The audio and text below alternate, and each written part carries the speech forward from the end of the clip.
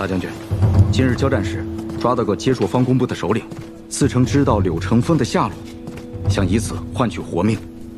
属下仔细审问之后，此人交代，柳成风替接硕夺取白水关后，接硕大首领乌洛另派了一批人马，重新进入中原地界，但是去处不详。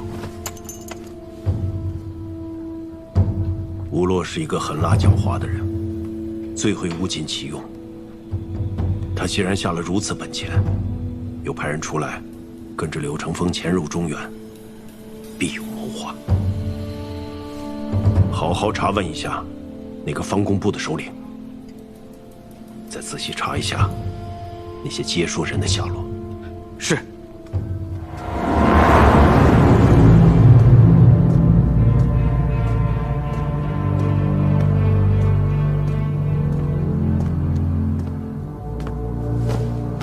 齐王殿下，柳公子果然是胆色过人呐！白水关之事后，人人恨不得食其肉，寝其皮，你竟然还敢来西长京见我？接硕之患，不过借选之计，而殿下之患，却在肘腋之下。你说的没错，秦王最近是咄咄逼人，我这肘腋之患也是急迫的很呐。承蒙殿下借兵之恩，这一次我也带了不少人马，愿意随时供殿下驱使。我是当朝的齐王，让我用接硕的人，不妥吧？殿下若是觉得有些事不便出手，又或者想要暗中行事，我等皆会奉殿下的号令，为殿下效劳。且无论如何，绝对不会泄露与殿下有半分瓜葛。柳公子如此帮我，到底在图谋什么呀？殿下是个直爽的人，那我也直说了。殿下只取崔林远远不够，只有李逆一死，才能以绝后患。我只想让李逆死。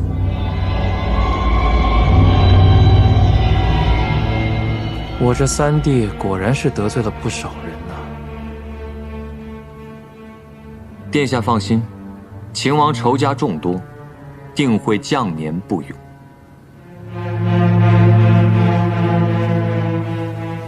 我三弟素来爱出风头，他要是将年不永的话，那就太可惜了。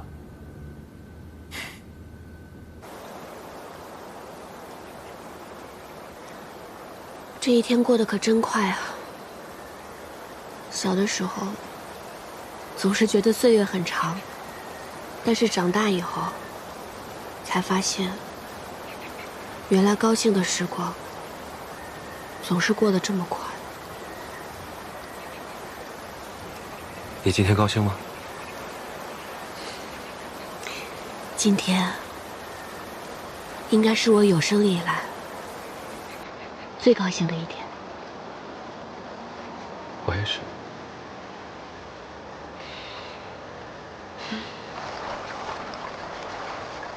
可惜再高兴，这一天也要过去了。安得长生继白日，无论我有多么舍不得，这一天还是要结束。是啊。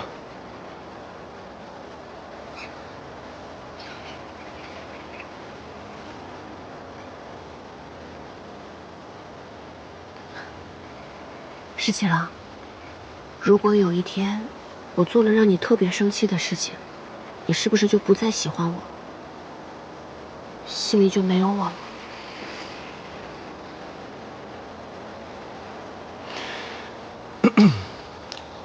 本来呢，我是想骗你，说的确如此，但是我舍不得。我这么喜欢你，也许将来还会喜欢你很久很久。我认为，我不会再像喜欢你一样喜欢别人了。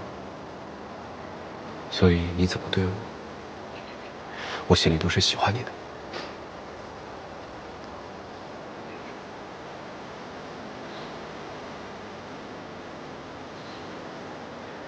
我也知道，容忍之量是有底线的。我们再打一个赌，好不好？赌什么？你闭上眼睛，数到10。如果你一直没有睁开眼睛，就是你赢了。那以后，如果我们俩为敌，我会先让你3次。可若你睁开了眼睛，那如果以后你我为敌，你要让我3次，好不好？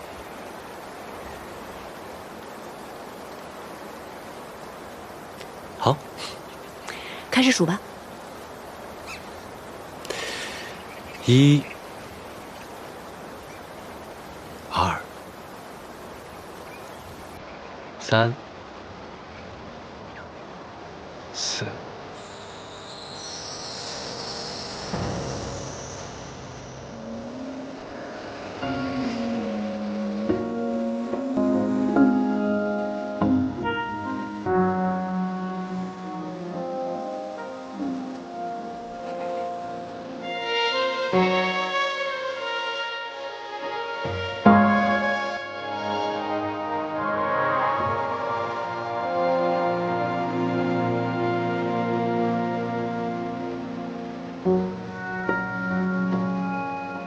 我输了。从今往后，我欠你3次相让。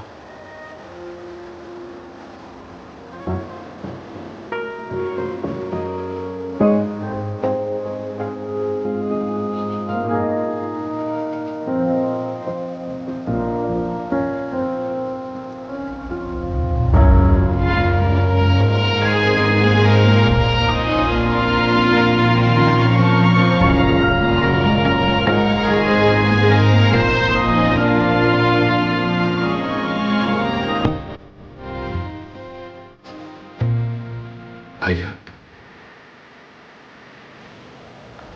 此后岁月长，照顾好自己，保重。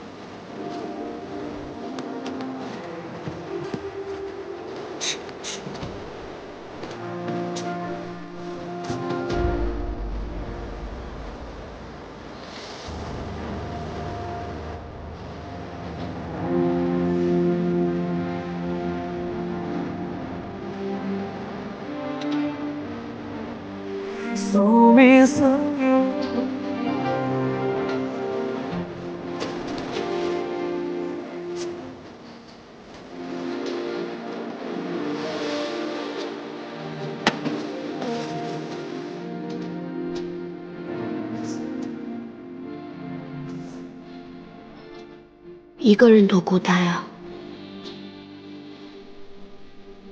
你们2个就是应该在一起啊。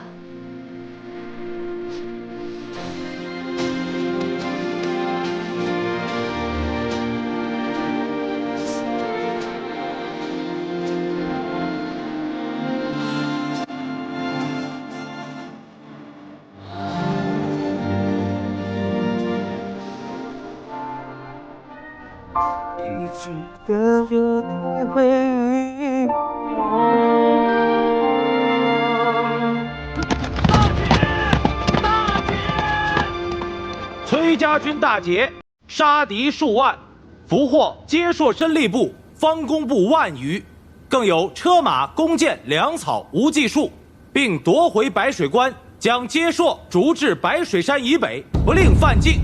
臣崔乙即亲自押解接硕申吏部、方工部首领7人赴京献俘，恭贺吾皇万岁万岁万万岁！哎呀，朕就知道，朕是天命所归，无所不利，战无不胜。陛下，崔乙夺回白水关，获此大捷，都是陛下纳言求治、知人善任之故。若非有陛下圣旨，令朝中6部予以力援，也不能得此大捷。裴卿说的是啊，虽说这圣旨是朕所下，但是还得朝中6部各位爱卿兢兢业业，帮衬他们崔家军。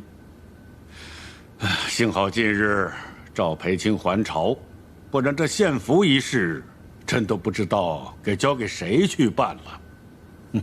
献俘之事，按理应由礼部会同兵部办理。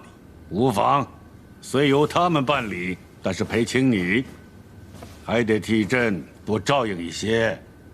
遵旨。这么大的喜事，既然献俘太庙，就应该大赦天下。即刻去传旨，将信王放出来，献俘的时候也好与朕同去。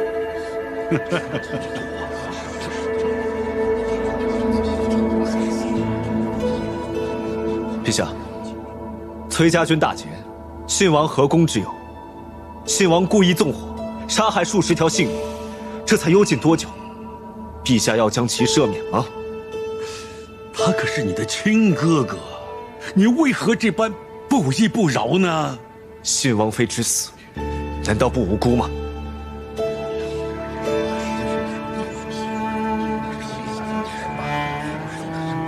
陛下，刚刚除了急报，崔乙大将军还有一封奏书，随急报一同而来。袁常侍，你把奏书也念一念。看来这个崔乙觉得军功太多，一纸急报写不下，又另上一本奏书，来表彰一下这次立功之人。是。念呐！叩请皇上圣安，臣平凉大将军、魏阳大将军、朔州道行军大总管、左威卫大将军崔乙，特为东宫立储之事，奏陛下，请立秦王逆为太子，以固国本。住嘴！这个崔乙简直是混账至极！陛下，陛下乃性情中人，但陛下是圣人，金口玉言，不能言辞轻慢，以免寒了前线大将之心。他以为他打了胜仗就可以对朕的家事指手画脚吗？这个老匹夫真是不知道天高地厚。陛下，立储不是陛下的家事，立储乃是国之大事。崔乙身为边关大将军，上此奏书，理所应当。顾相的意思是觉得老匹夫说的有理。陛下虽然春秋鼎盛，但楚二之事，维系宗社根本之重，早正东宫之位，以系宇内之心。不要跟朕吊书袋，说这种大道理。立太子那也得由朕说了算。不管怎么样，立嫡立长都轮不到你逆。陛下，儿臣浅薄无知，不堪屈用。闭嘴！跪下！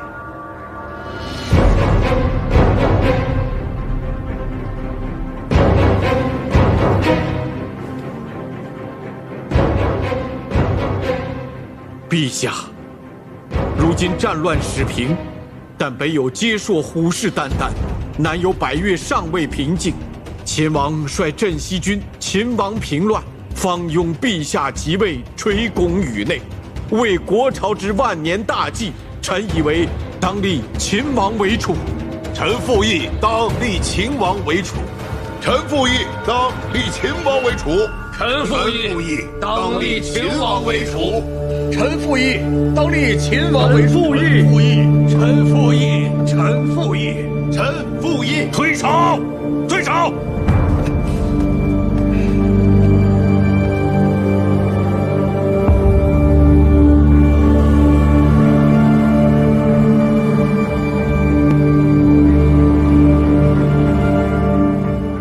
阿爹的这道奏书，还来得及阻拦吗？大将军说了，知道小姐耽于情谊，不忍逼迫秦王太甚，所以这个恶人就由他来做。大将军还说，料想小姐必定会阻拦的，所以先奏请了朝中，递了奏书，想要阻拦，怕是来不及了。阿爹这是为了我，不惜把自己陷入水深火热当中啊！只怕17郎会因为这件事情十分气恼我跟阿爹。什么？崔乙上书请立秦王为太子？这正是为何一下朝就派人叫你来书房。那父亲呢？我自然是附议。韬光养晦，那是从前的秦王。自从他收复两京之后，秦王便已经是楚军的不二人选。为人臣者，当为陛下直言。裴宪大将军呢？他也是附议。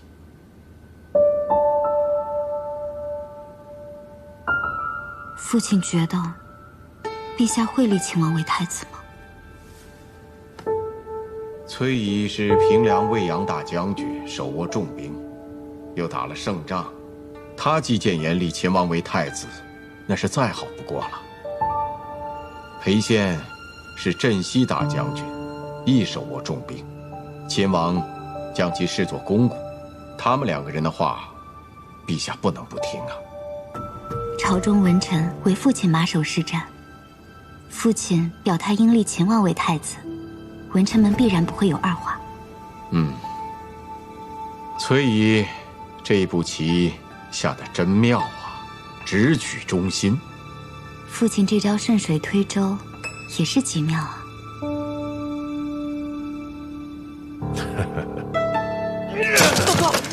大哥息怒，息怒啊，大哥！大哥，我站在朝堂之上，只感觉到大势已去。二弟，是大哥一时疏忽，才遭李密陷害的。看来他早有预谋。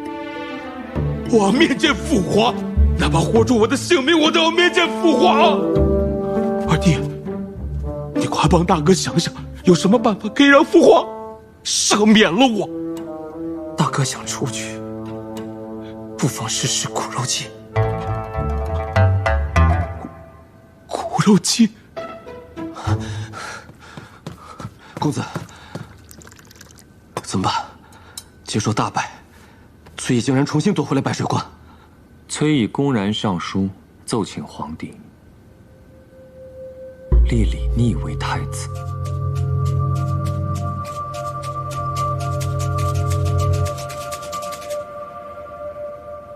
既然如此，那对李俊和李来来说，便是火烧眉毛了。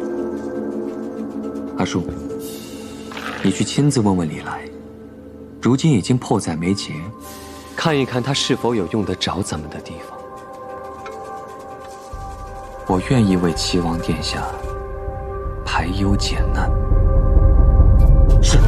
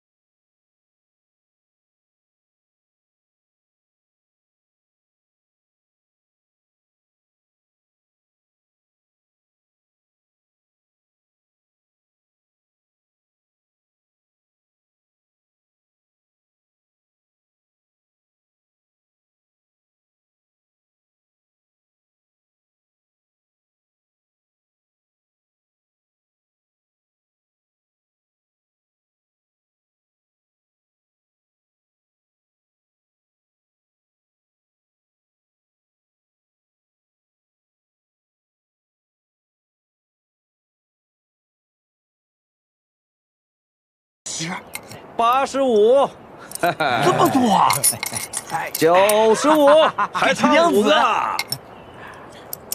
这个月啊，咱们给秦娘子寄的钱啊，是1500钱。1500钱！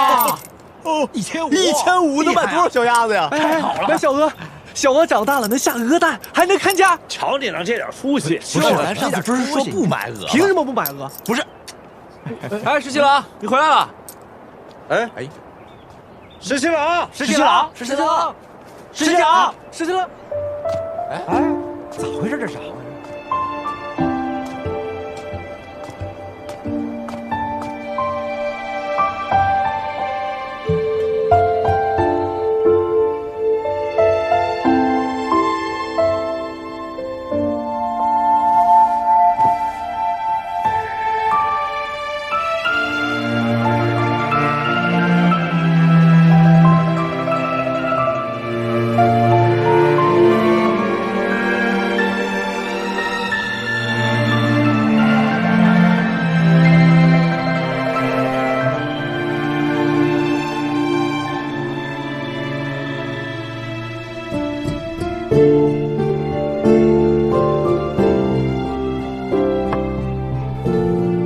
从此两不相欠。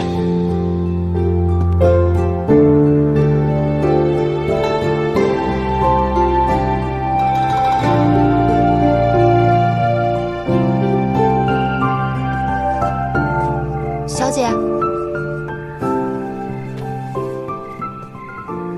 怎么了？一个人坐在这儿也不点灯？一时走神了。那我去拿个火镰来。桃子，不用点灯，我想自己在这儿坐一会儿。这是怎么了？你声音听起来都有点哑，是不是哪里不舒服啊？没事，我想坐一会儿。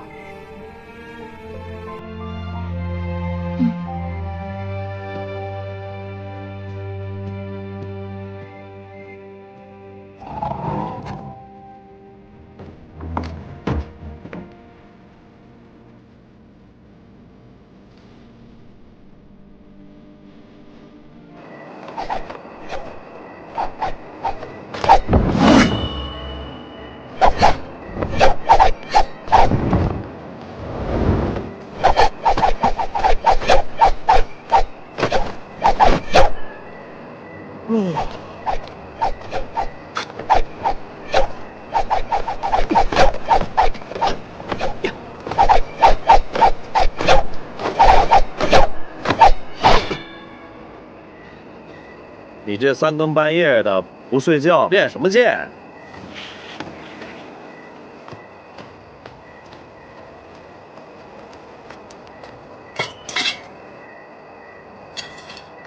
我说你们少年人啊，就是心火旺，吵了架去找他呀。哎，我就搞不明白了，能有多大的事儿啊？这一宿一宿不睡觉，熬鹰呢。哎呀，这不入相思门，难知相思苦啊！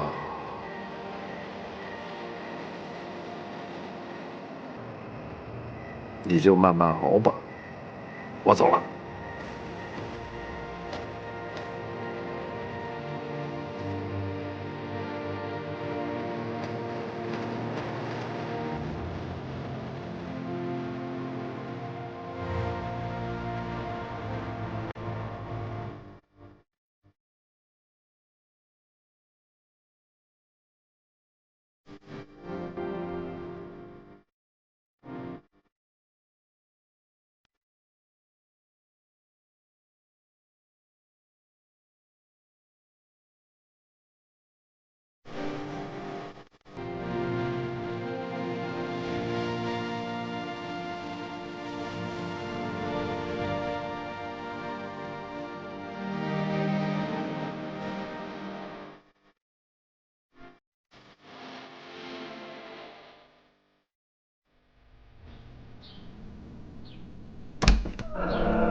小姐，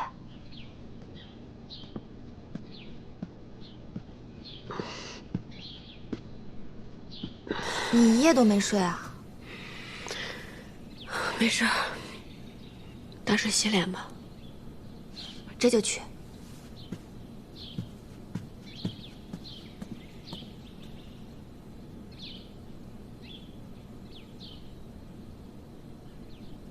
信王到！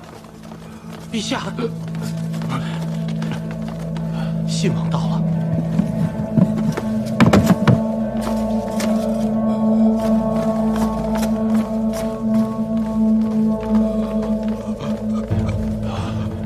父皇，君儿，你怎么会变成这样啊？父皇，儿臣因为再也见不着你了，儿臣冤枉。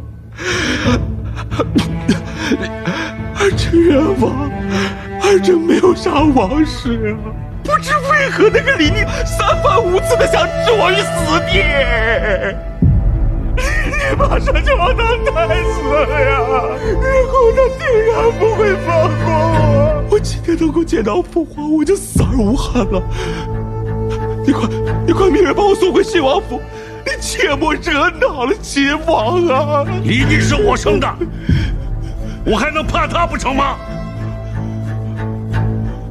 君儿，你放心，朕马上就下旨，解了你的幽禁之苦。李逆若是敢说三道四，我必传杖打他。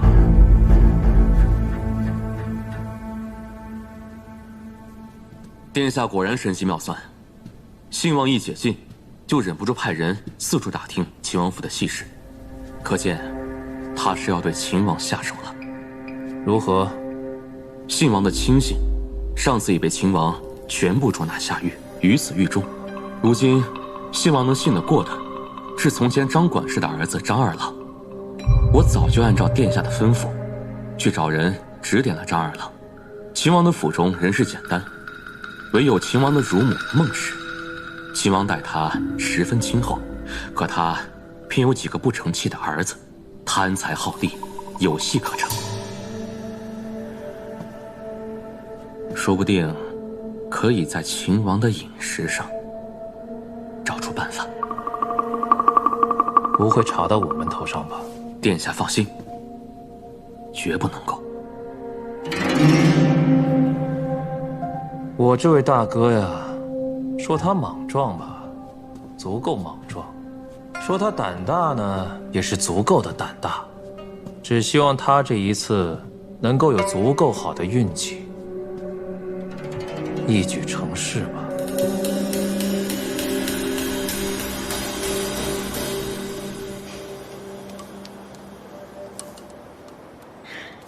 你也知道，我那个儿子郑五郎啊，十分的不成器，除了吃酒就知道赌钱。以前在家的时候，还总骂我是个老不死的。如今呢，他见到殿下富贵了，把我接到府里来享福，今日竟然又来巴结了。家家有本难念的经，奶娘不必介怀。也难为我家那个不成器的郑五郎，突然又成器了一回，特意送来那么些莴笋干。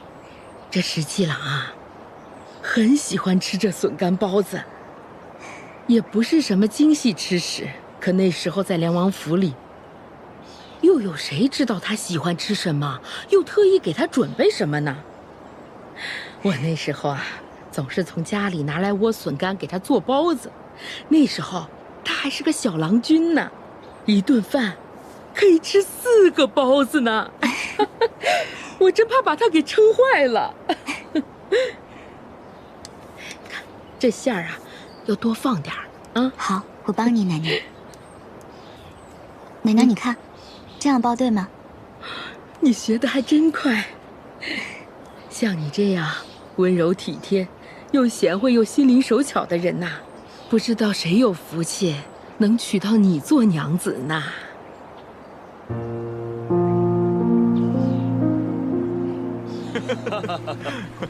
走，石七郎，石七郎，你猜谁回来了？他这2天啊，耳朵不太好使。石七郎，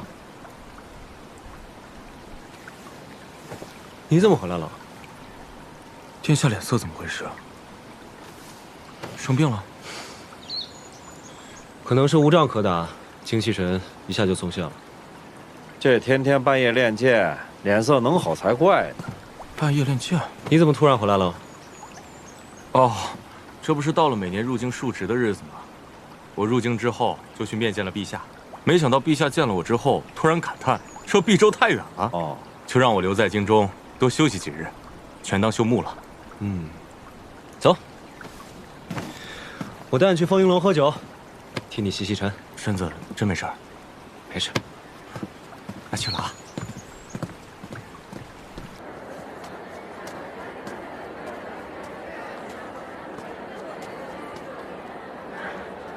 哎，桃子，你怎么了？脸色这么难看，你不是生什么病了吧？我没事儿，不过我家小姐好像是病了。啊？她怎么病了？懒于饮食，短于睡眠。她还跟我说她没事儿，那是没事儿的样子吗？还不是因为秦王。小姐说，秦王一定是其实石七郎这几天也古怪得很，总是出神。有时候我问他话，他就跟没听见似的。哦对，前几天信王不是被放出来了吗？石七郎他想进宫跟陛下理论，但被裴大将军给拦住了，所以他这几天是愈发的闷闷不乐。他们俩一定是大大的吵了一架，比之前那次更厉害的吵架。哎，桃子，你这么聪明，那这一次你还能有什么办法吗？我是一点辙都没有了。我家小姐多聪明的一个人，还不是拿你们秦王毫无办法。石七郎也是，他那么聪明一个人，这一次也跟变了一个人似的。他也一定是拿你们崔小姐没有办法。冤家，俩冤家。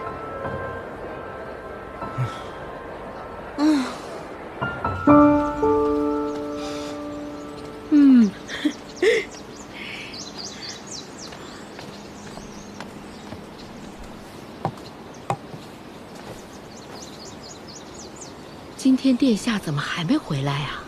想来是在外面有事呢。照理说，这第1笼包子怎么都应该请殿下先尝的，但我有好几年没做包子了，也不知道这个咸淡滋味如何。罢了，今天啊，我也不讲究这些尊卑了。老婆子僭越，先尝一个。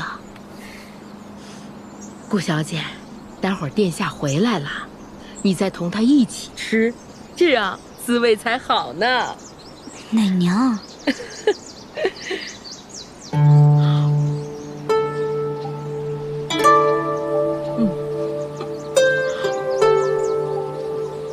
好吃。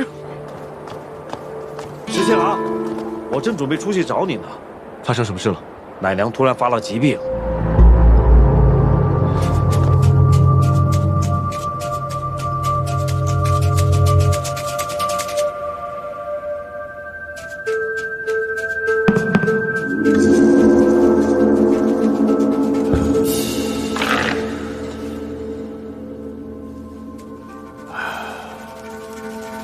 不成了，已经摸不到老人家的脉了。殿下，请节哀顺变。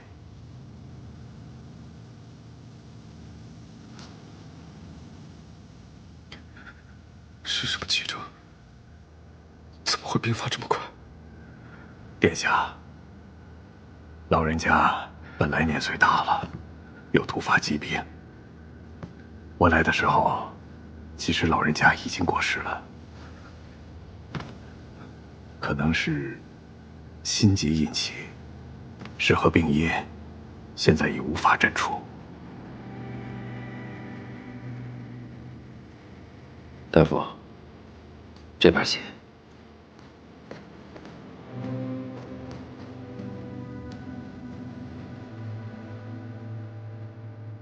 顾小姐，奶娘发病时你一直在身旁，她到底发生了什么事？有没有说哪里不舒服？下午的时候还好好的，有说有笑的，突然就说胸口痛，然后就晕了过去。我赶紧去找鲍大哥，请了大夫。一会儿大夫来了，殿下也回来了。有劳了。殿下太客气了，奶娘待我如同亲人一般，我心里也将奶娘当成了我的亲人。只是没想到，短短一生，就天人有隔。奶娘下午的时候还给殿下做了笋干包子，说那是殿下最爱吃的，要等殿下回来一起吃。怕滋味不好，奶娘还亲自尝了尝。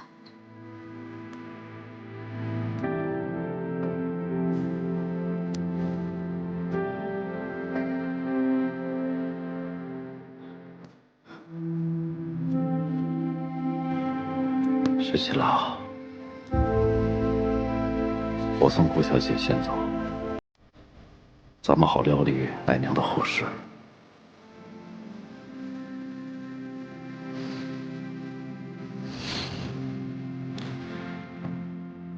顾小姐，这边请。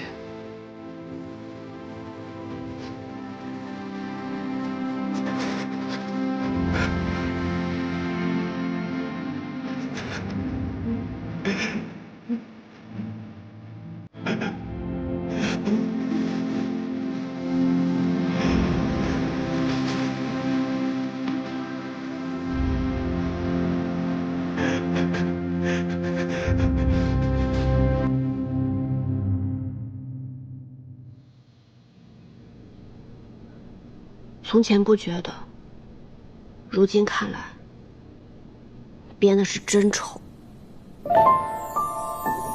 但怎么就是舍不得扔呢？小姐，小姐，怎么了？秦王的乳母突然得疾病去世了。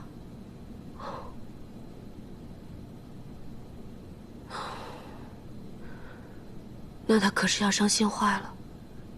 是啊，小姐，你要不要去看看他？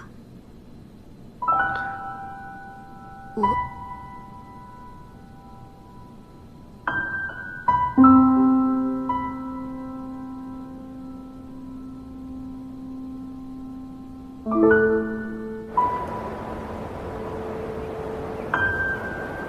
十七郎，我看了一口好棺木，已经替你做了主，切好了就送过来。奶娘的庄果，我也替你拿了主意，师傅也来算过，说要停灵7天，但不能停在家里，所以今晚连夜要送到城外的玉佛寺去。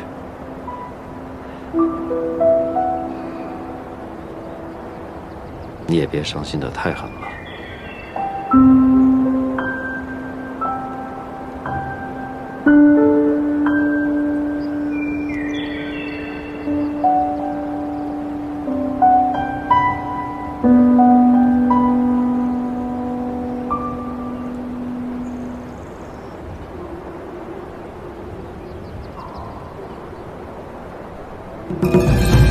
奶娘下午的时候还给殿下做了笋干包子，说那是殿下最爱吃的，怕滋味不好，奶娘还亲自尝了尝。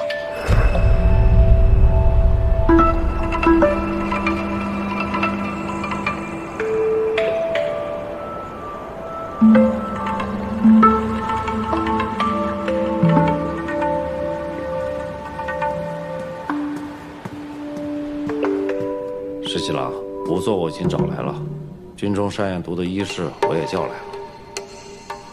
真的要开棺吗？开棺。是。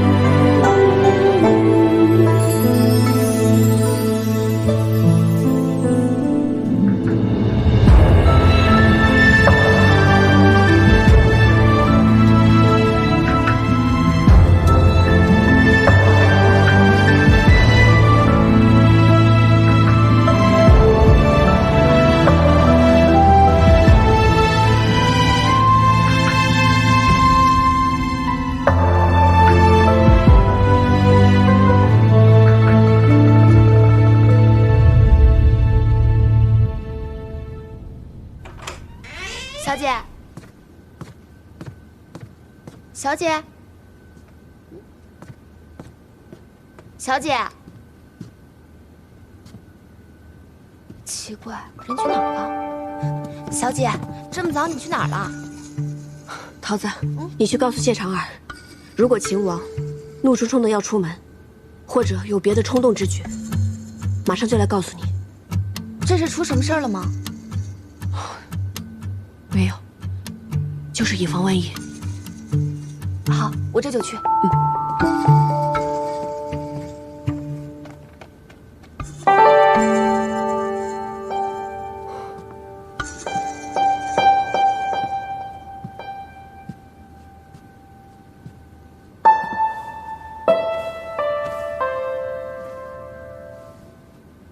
莴笋干是奶娘的儿子郑武郎送来的，给莴笋干禁毒的是张二郎，已经被拿到。张二郎原是信王府管家的儿子，其供认说，因郑武郎曾听其母说起，殿下喜欢吃此物，于是就买通郑武郎在赌场的朋友王四，撺掇郑武郎将莴笋干送到府中来巴结殿下。张二郎供认，郑武郎并不知道莴笋干有毒，但已经被信王府的人杀了灭口，尸首扔在河里。万年县衙门正在打捞尸首。这一大早怎么眼皮就跳呢？也不知道是主凶还是主吉。唉，都怪那个奶娘的，一把年纪了，还嘴馋吃什么包子？你吃什么包子嘛？要不就能把李妮给毒死了，一了百了了。哎，秦王殿下，等我，我开！殿下，殿下，大事不好了！殿下，你慌什么？你快说！秦王殿下带着人杀进来了。什么？杀害大嫂还不够，你竟敢往我府里投毒！你怎么血口喷人？你怎么胡说八道呢？你！让开！你想干什么呀？你不要以为你将奶娘儿子灭口，我就追查不到。是你让人在他儿子带来的莴笋干里下毒，是你害死我奶娘。这胡说八道！你怎么信口雌黄呢？我害你奶娘干什么？我因为你想毒死我！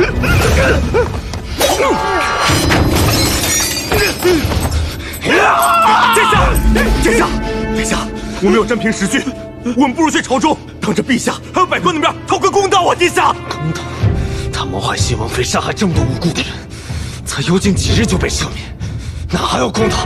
让开！殿下，殿下，请勿冲动行事啊！殿下，信王要毒害您，咱们在陛下还有百官面前，必然要让他给咱个交代。但是如果您一剑杀了他，朝中法度何在呀？殿下，本来一切都是铁证如山的事情，如果你杀了他，就成了你之过呀！殿下，你如果杀了他，陛下会怎么处置您？更会恨我们，为何没有拦住殿下呀？石七郎，为了镇西郡，你要冷静啊！石七郎。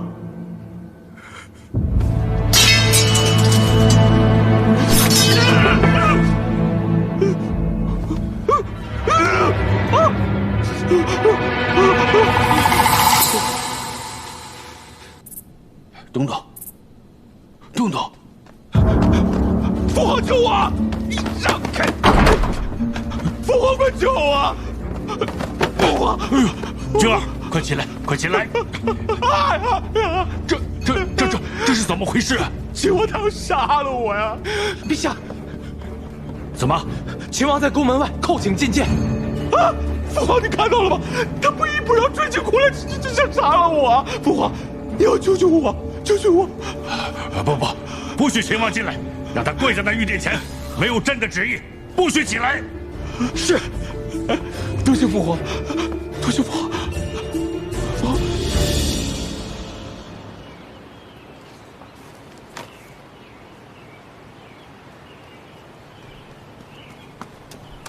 小姐，耳朵传信说，小裴将军当真拦下了秦王，但如今秦王还是想闯进宫去。小裴将军正在苦苦劝阻呢，不过好在，裴宪大将军已经带着人前往宫门口了，想必无论如何，秦王也能够被拦下，不至于拿着剑进宫。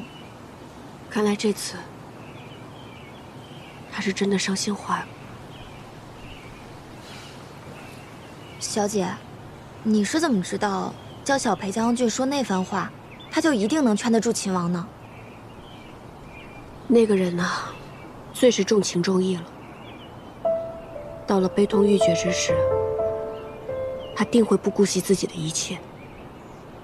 但是裴元还有镇西军中的同袍，他一定会顾惜。只要告诉他，若是杀了信王，皇帝定然会拿裴元还有镇西军出气，他就会冷静下来。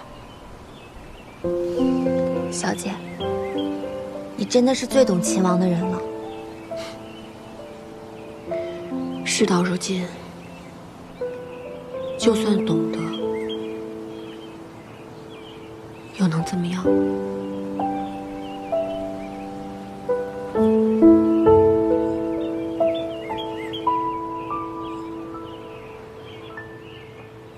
原来奶娘不是突发疾病，而是中毒。信王是想毒害秦王，没想到误中覆辙。天哪！奶娘倒下去的时候就在我面前，可把我吓坏了。小姐好险啊！那毒不就下在莴笋干中吗？你差点就吃了那个有毒的包子。是啊，就差那么一点点，我也许就被毒死了。小姐，这实在是太危险了，以后你就别再去见秦王了吧。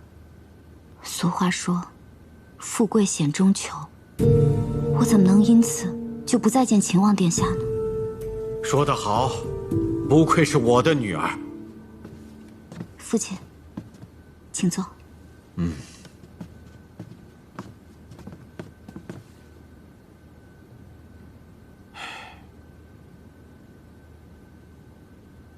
你都知道了。听说早先秦王拿住了人证物证，就亲自到信王府上去了。幸好小裴将军去得及时，信王才建了功。这正是秦王率直的地方，也是他吃大亏的地方。明明是信王给他下毒，但陛下却偏爱信王，自然会袒护信王。秦王此举十分不智啊。父亲的意思是，秦王他就该视之以弱。如果我早就知道的话，我一定会教他。先拿到了人证物证，就直奔宫去，跪在陛下面前哭诉，就说他不敢相信信王为了争夺储君之位给他下毒，但又不能不信，只求陛下能够看在父子一场，免去他的王爵，发配到边疆保命，而只字不提追究信王之事，陛下一定会心感内疚。这满朝的文武大臣，我还有裴宪，包括边疆那位崔大将军，自然会帮他，狠狠地定死那个信王。秦王定不会有此番作为。是啊，这好好的一盘棋，明明可以打一个泼天大劫，甚至可以将信王连根拔除，可是他却率性而为，弄成了现在这个僵局。眼下父亲打算怎么做？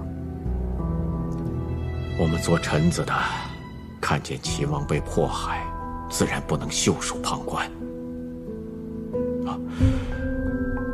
秦王十分看重他的那位乳母，自然十分伤心。他的那位乳母是你给找回来的，他见到你的时候必然感怀，你一定要好好的劝劝他，要保重自己的身子。女儿明白，婉娘已经准备好了祭品，一会儿就去秦王府祭奠。万万没想到，我这位大哥运气还是不够好，竟然只是毒死了秦王乳母。殿下，咱们这谋划其实已经成了一半。这余下的一半呢，我还得去好好劝一劝我这位惊魂未定的大哥，让他再加把劲儿。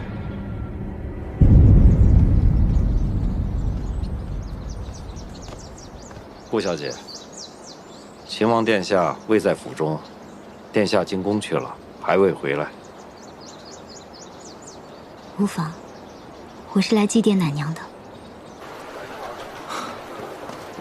殿下，既然不进宫，咱们就回府吧。你一天没吃东西了。方才信王府里那番话，谁教你？我自己想的呗。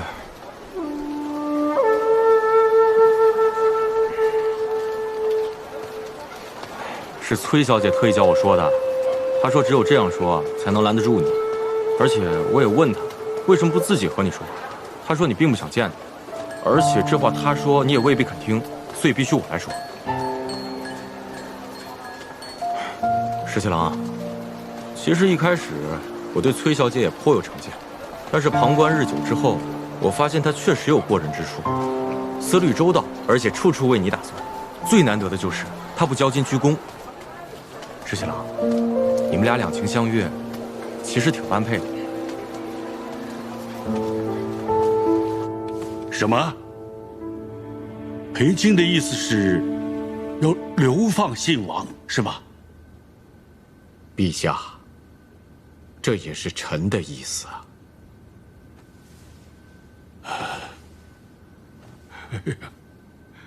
那可是朕的儿子呀！就算是所谓的人证物证是真的，是信王要给秦王下毒，可是李逆也没死啊，为什么要将信王削去王爵，还要流放啊？陛下，秦王也是您的儿子，况且秦王收复了两京，功在社稷，而那信王呢，谋害信王妃，此事举朝皆知，却未受到严惩。刚刚被赦免放出，就要谋害手足，这种泯灭人伦、罪大恶极之人，难道陛下您还要执意罔顾国法，去偏袒维护他吗？顾卿，没那么严重，没那么严重，这只不过是他们哥俩闹点义气而已。那个秦王不是也用剑砍伤了信王吗？再说了，他这个气也出了，为什么就不能放过他的哥哥？那可是他的亲哥哥呀！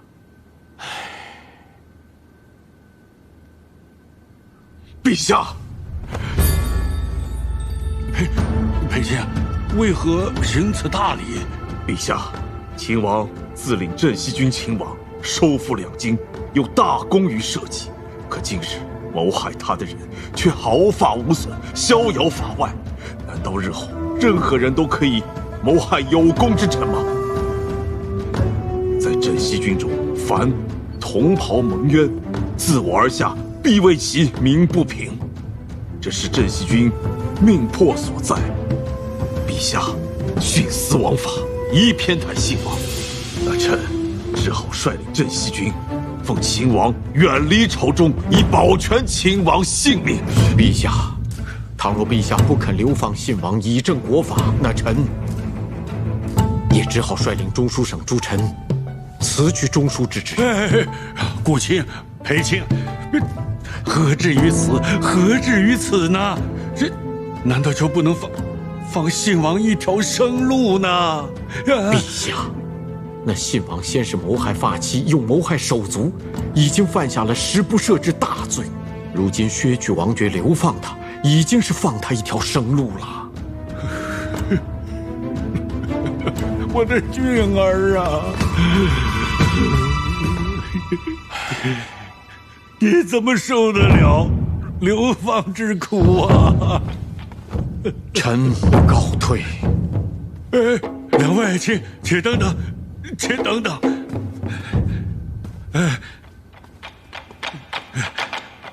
流放也行，但是要流放多远呢？依照我朝律例，削去王爵，流放3000里，至极北碎叶之地。不能再近一点吗？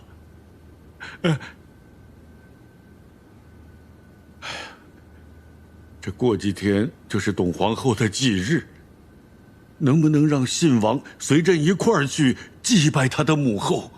到时候我会让秦王也去，让信王当着他的面给他赔罪，这样总可以了吧？能不能流放1000里，啊，到琼州，行吗？陛下，这董皇后并非是秦王的生母啊，秦王的生母乃是刘贤妃，之前追封生母之事已经委屈了秦王，如今再让她去祭祀，恐怕不妥呀。当初朕呢，就应该也追封刘氏为后。真不应该去赌那一时之气。这样吧，到时先祭祀董皇后，然后再祭祀刘贤妃。我把信王给叫来，在刘贤妃的灵位之前，向秦王赔罪。这样总可以了吧？倘若这信王能够在刘贤妃的灵位之前赔罪，那么流放1000里去琼州，这也是陛下拳拳爱子之心了。只是这责罚可不能再减了。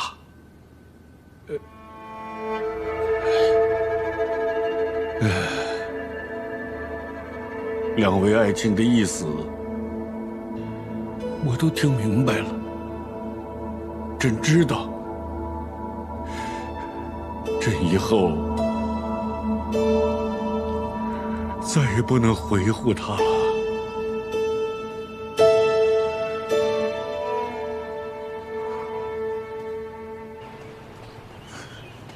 小姐，大将军那边传信说，接硕那边派了一队人马跟着柳成风进了中原腹地。后来大将军继续追查，发现这队人马进了冀州附近以后就失踪了，想必是藏匿起来了。副帅行到何处了？离荆州不远。带上一队人马，咱们北上迎一迎副帅，以免这些接硕人会暗中使坏。好。父皇，儿臣是被冤枉的，儿臣居然还要被流放，这是要儿臣的命啊！父皇，俊儿，朕与故相商议了很久，他才同意，从流放3000里改成流放1000里。琼州那地方也还好，就是要防着点瘴气啊。就不能不流放吗？儿臣舍不得你，怕是儿臣一去，就再也不能活着回来见您了。君儿，父皇，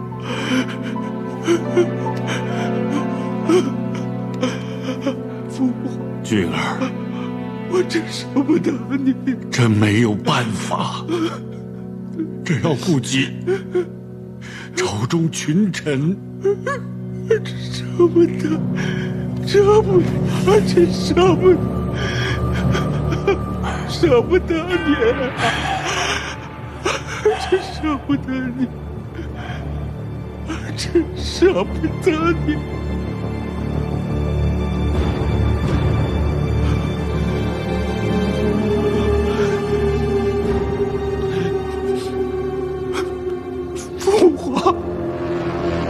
保重！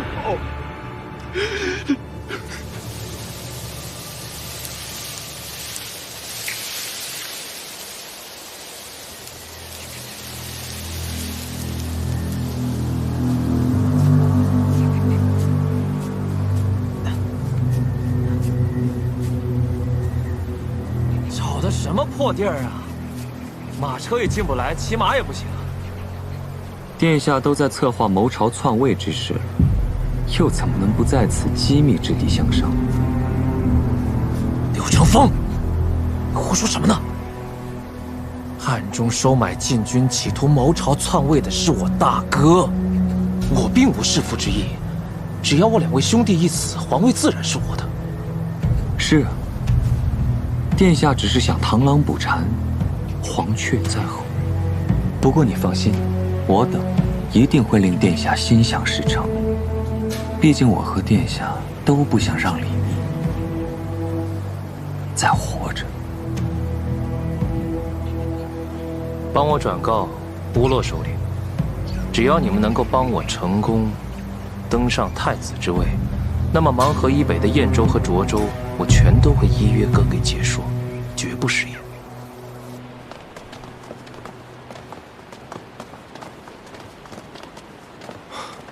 石七郎，既然说了是去祭祀董皇后和我母妃，还会让信王在我母妃灵前赔罪。你放心，我不会闹事的。石七郎，信王马上就要被削爵流放，这已经是最重的惩处了。今日是我奶娘出殡的日子，我会让老鲍他们一起假装我还在队列里，等出了城，我就先去送我奶娘出殡，然后再去行礼。这样不大好吧？如果让别人知道的话，出城按惯例都坐车，我在不在车里，谁会知道呢？行了，回去吧，别让你阿爹担心。是。那各位兄弟，注意安全，保重。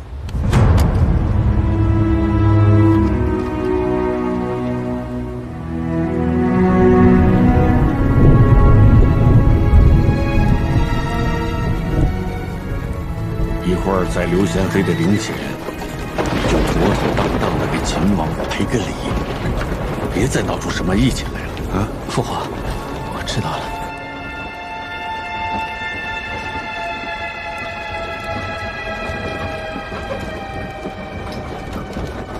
镇定些，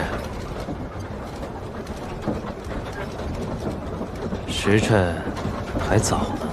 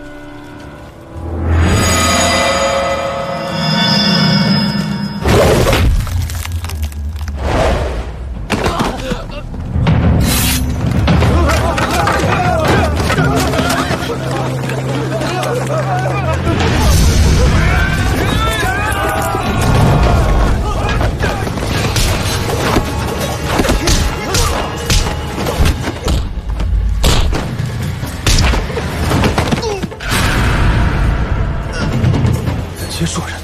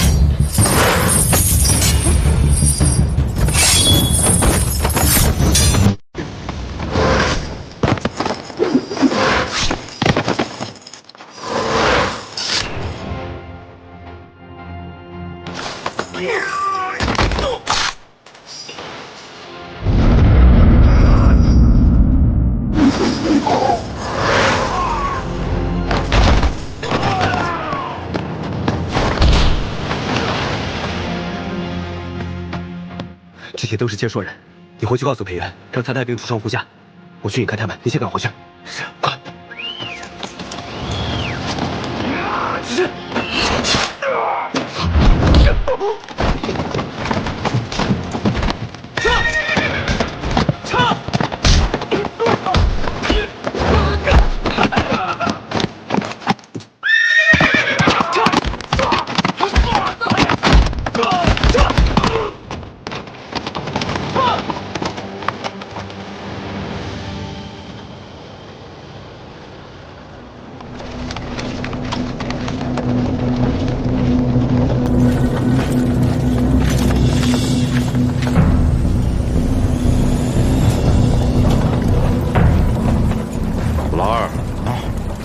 像有些不对。我觉得也有些不对，偏偏跟着皇帝老儿出来，不让咱们带兵器。大家伙放警惕些！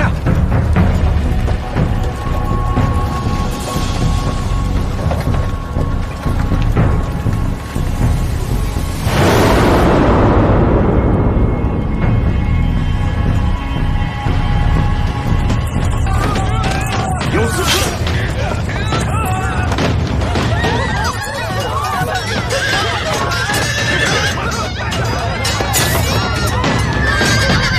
这是出了什么事了？父皇莫怕！皇上！父皇，有二车护驾，有二车护驾的！有刺客！护驾！抓李密！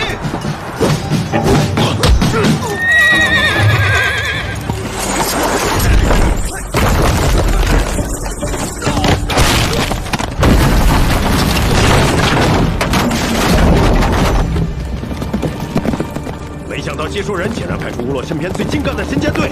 不知咱们今日能否赶到西长境？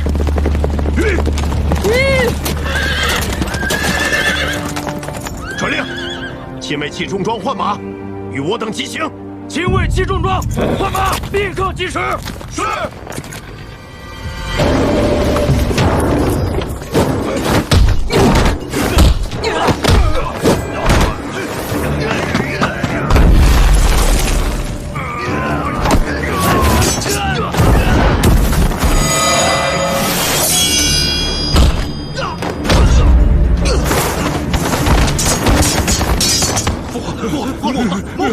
护驾呀！护驾！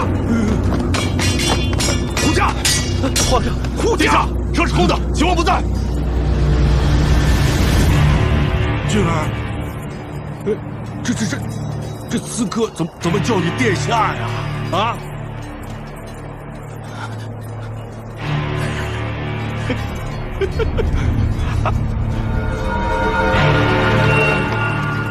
父皇！皇上！既然不肯杀秦王，就由我来代劳吧。谁让我生在这帝王家的？这些刺客都是你找来的？我是你的亲生儿子，你竟然要流放我呀！你禅位于我，你退位去西内待着，好好的去做太上皇可好啊？俊儿，你这是要造反吗？秦王弑君谋反，护驾！好你个李来，我竟然没有看出你是如此吃里扒外的货色，给我杀了秦王！我赏黄金万两，封官户口。俊儿，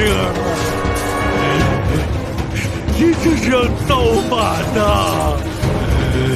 你竟然要杀自己的亲弟弟！陛下，先躲躲吧。起来！你个吃里扒外的货色！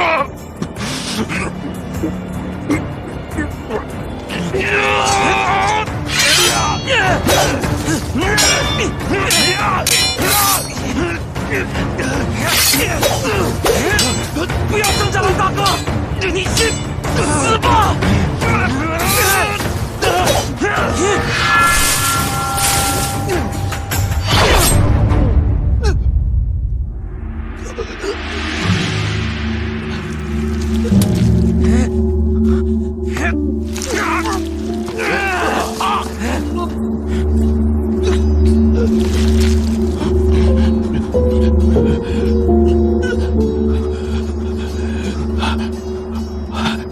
真是那个搬弄是非、渔翁得利之人啊！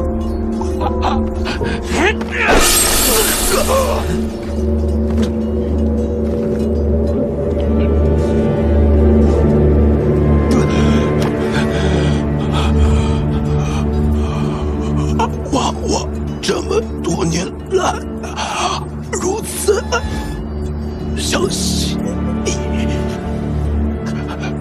谁让我们生在帝王家的？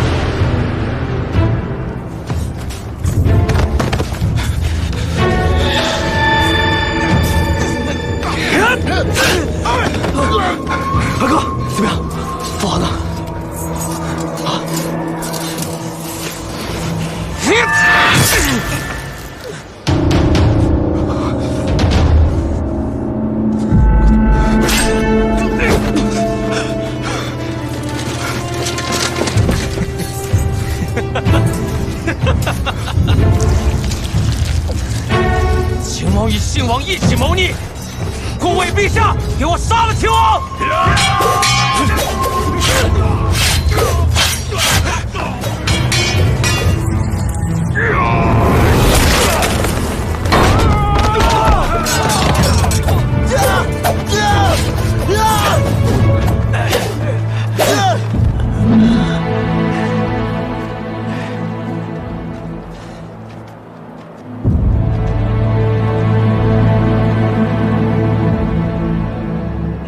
都没事吧？没事。兔崽子们，来呀！来呀！兔崽子，来呀！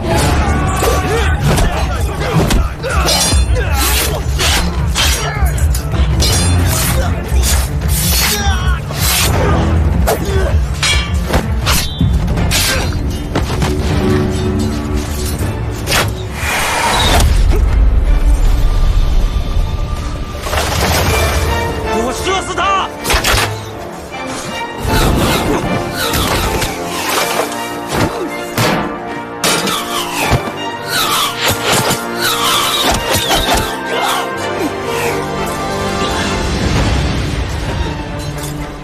有弓箭手，你们快撤！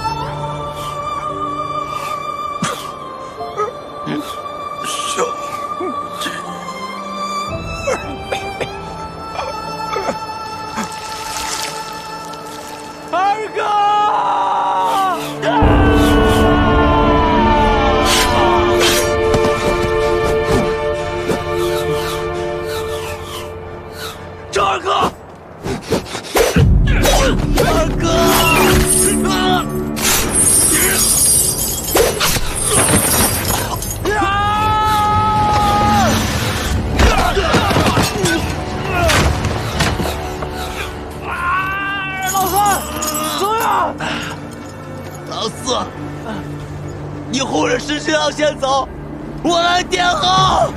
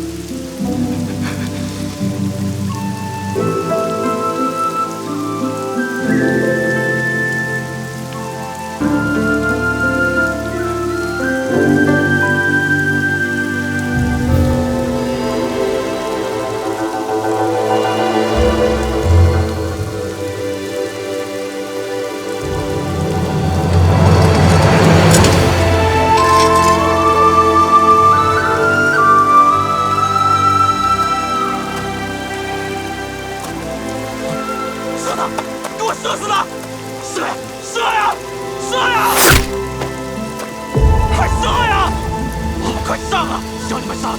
我把黄河一脉全都给你们结束！杀他！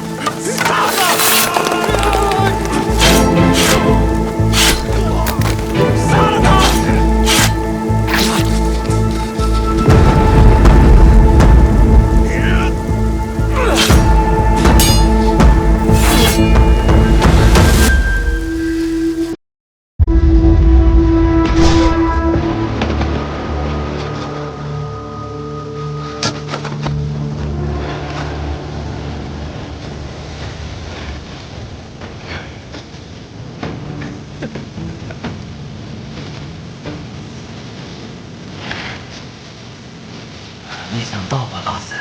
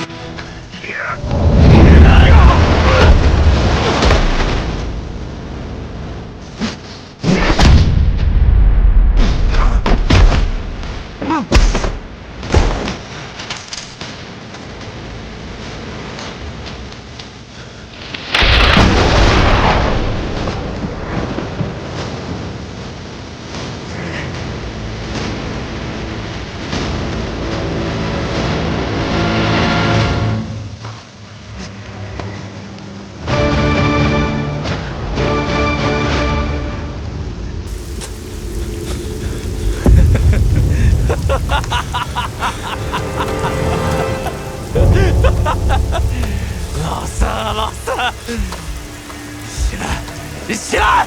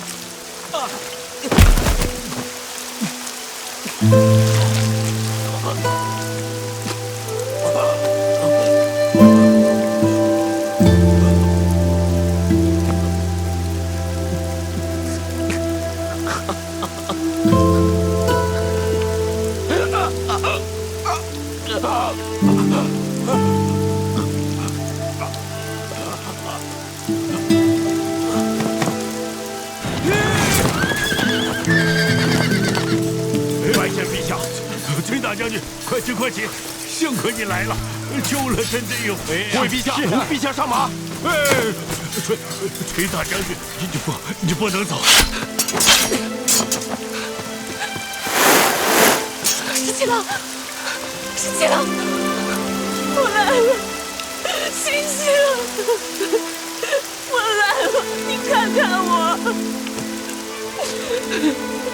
十七郎。十七郎，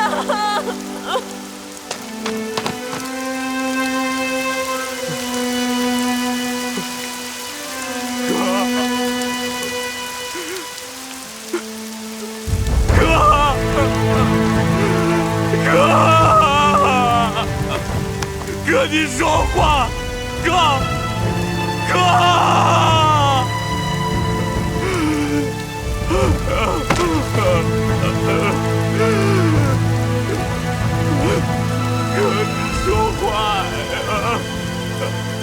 带你回家了，我马上带你回家了，哥，你说话呀，哥，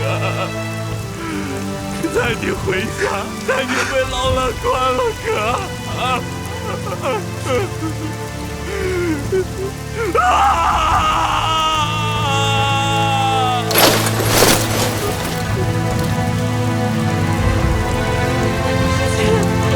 十七郎，你醒醒！十七郎，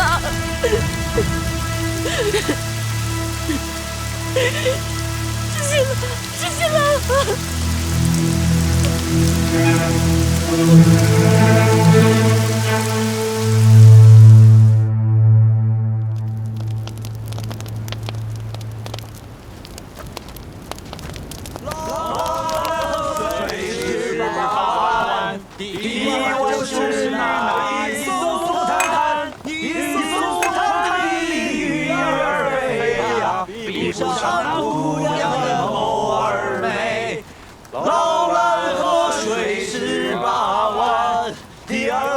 第二晚就是那。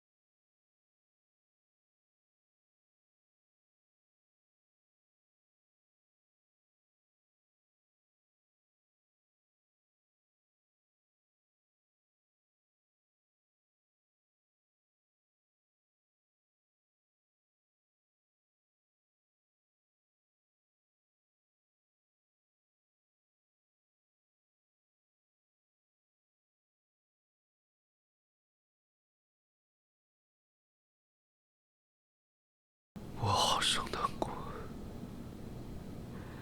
我知道。大家说好了，待到结葭归田，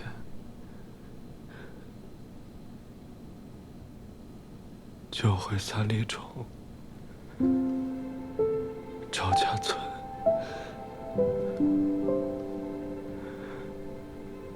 可是他们都死了。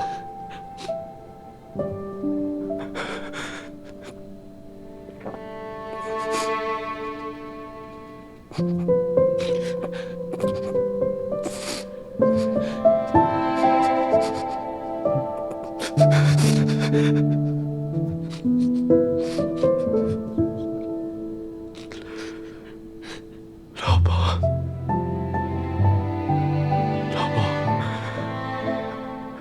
跟我打了这么多年仗，大的、小的，险象环生，他都没事。他总说我们这些老兵游子上天不熟，说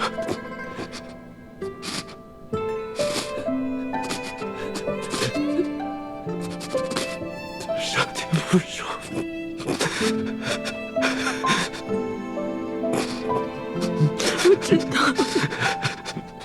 我知道，我知道，失去了。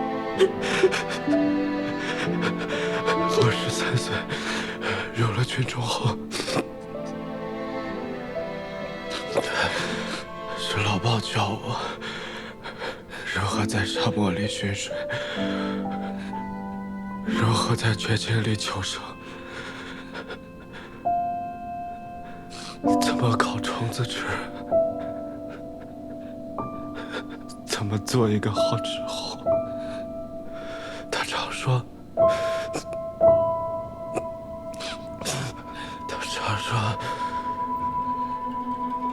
年已愈的人才，他还常常说，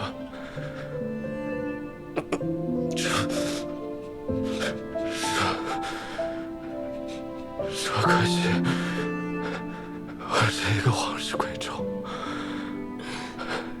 学了这一身本事，也无用武之处。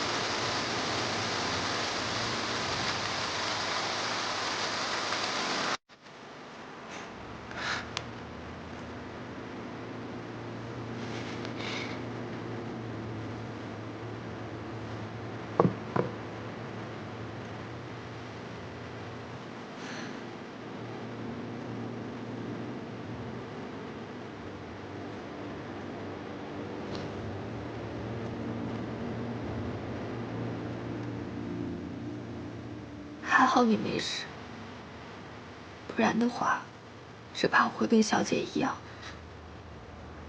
每天忧心如焚，只想守着你。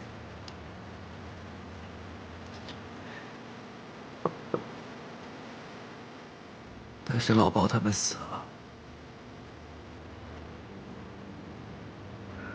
我好后悔啊！如果我当时还能再跑快一点，再快一点，他们就不会死，他们就不会死，他们就不会死，不会死，不会死，不会死！不要这样，不要这样，不要这样！好了，好了，不是你的错，不是你的错，不是你的错，不要这样。你跟秦王真的都是拼了命去救他的，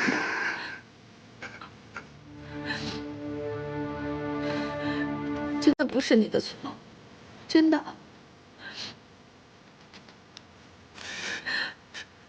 不是你的错，不是你的错。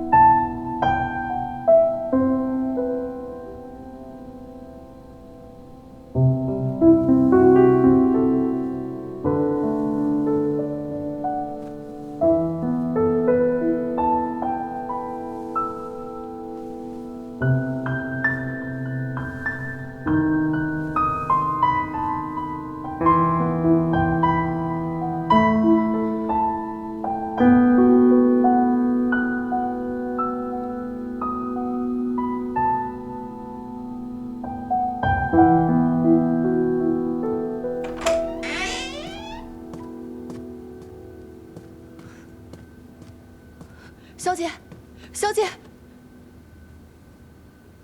齐王不见了。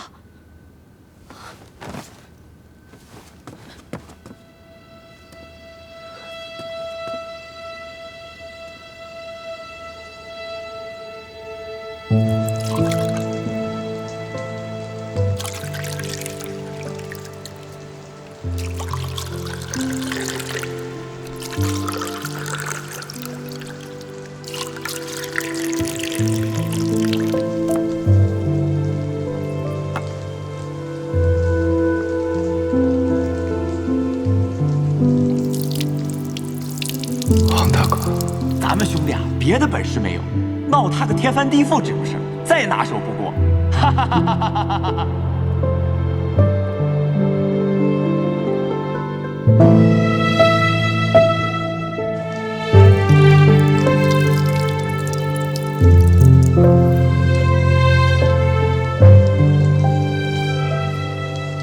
赵二哥，兄弟。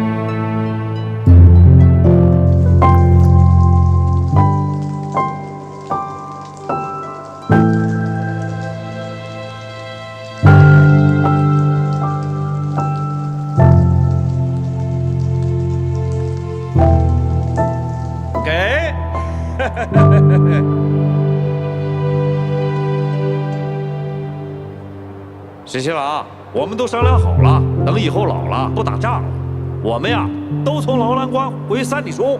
你要是闲了，就来看我们吧。来看我们，来看我们。好，一言为定。一言为定。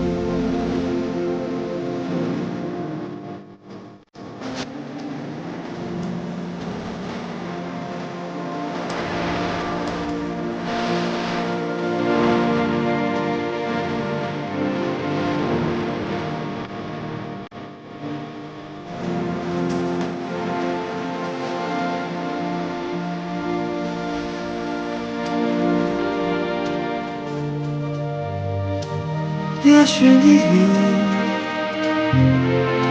为时而想。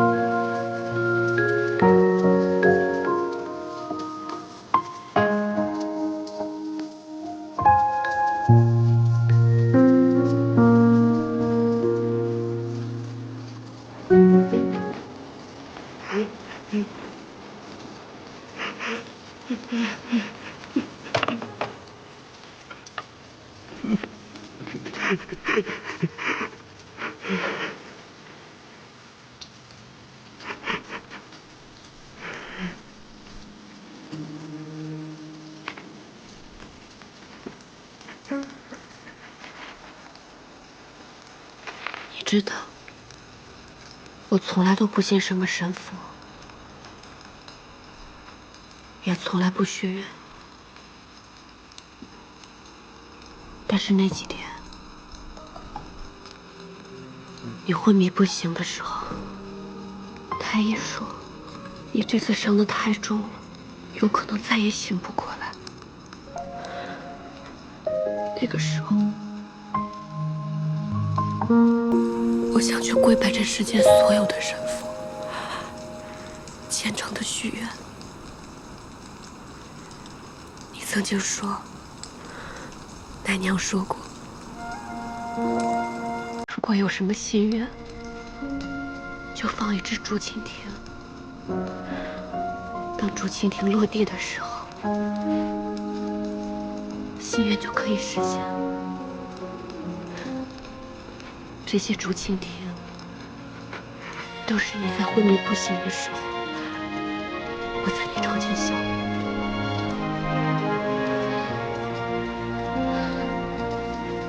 石七郎，你曾经跟我说过，为了我，再傻的事情你都愿意做。我也是这样，为了你，什么傻事，我也都是愿意的。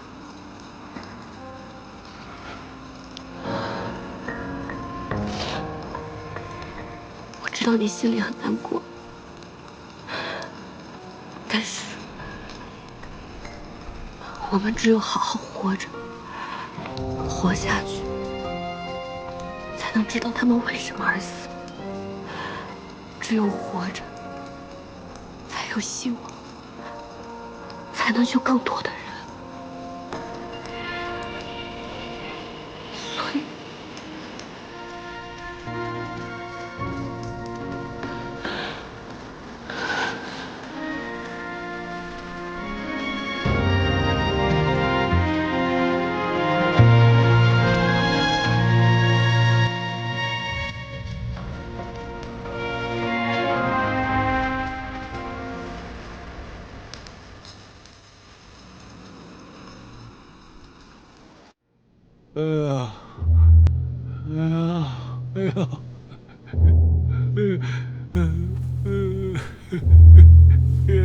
这怎么全身都疼啊？陛下圣功无碍，只是心绪沉重。微臣告退。哎呦，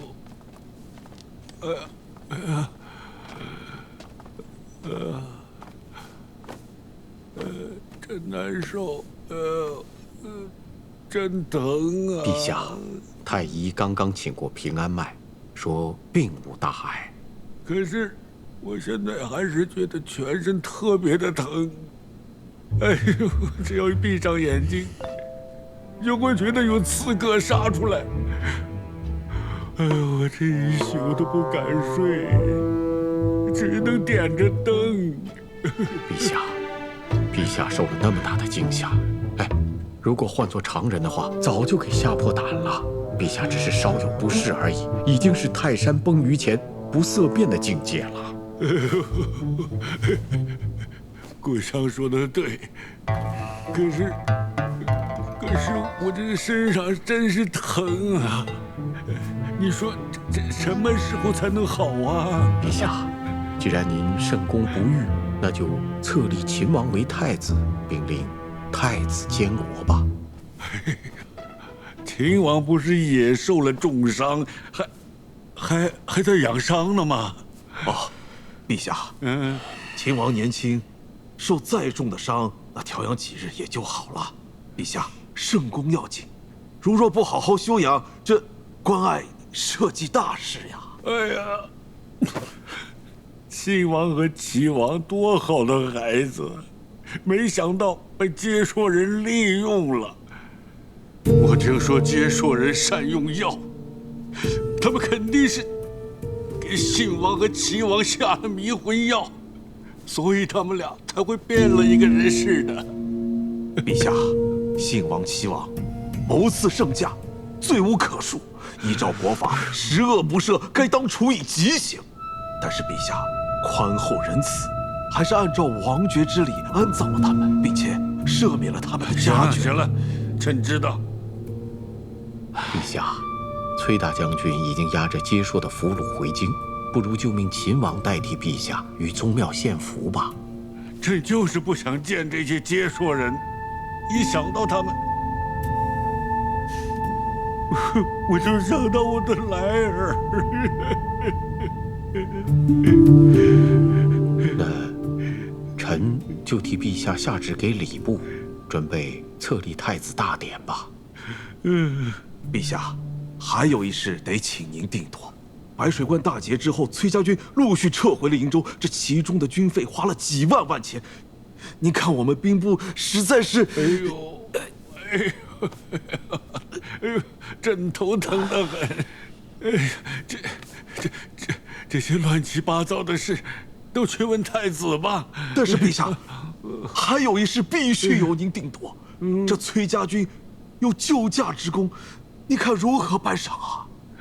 还怎么颁赏啊？这个崔氏女马上就要封为太子妃，而这崔乙已经做到了双份的大将军了。你说还怎么升他的官？怎么赏他呢？陛下，臣正要谏言，秦王可为太子，但崔氏女万万不可为太子妃。哎，崔乙不是要从众多皇子里选一个嫁女吗？陛下，此一时彼一时也。彼时孙敬刚死，江山社稷未稳，陛下也尚未立储。这崔家势大，又占据了东都，随时可以效仿孙敬之举，所以他才胆敢上书。要求择皇子为婿，但陛下也未曾答应啊，只是含糊其辞而已。顾相说的对，朕从来没有答应过他。他以为他上了奏书，这就必须依他。但是陛下，这恐怕有些不妥吧？陛下明鉴万里，所以当日才含糊其辞，有何不妥？崔氏女是万万不可为太子妃，武将跋扈，那崔毅性情骄纵，眼高于顶。况且崔家军上上下下都对其忠心耿耿，若为外戚的话，朝中是万难钳制。难道还要再养出一个孙敬来吗？顾相说的对，崔氏女绝对不能成为太子妃。但是陛下，太子对崔氏女一往情深，恐怕太子李逆还没成为太子呢。再说了，就算他是太子，他就能目无君父，抗旨不遵吗？哼，老百姓的婚姻也都是父母之命啊，媒妁之言。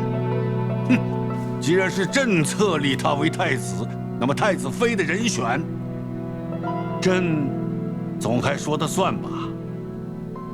哼，陛下息怒，裴大将军也是私心猜度，其实太子也未必是执意要娶崔氏女。陛下说得对，太子呢就应该有君父之忧，为天下计，顾全大局。陛下所选定的储君，难道这点气度还没有吗？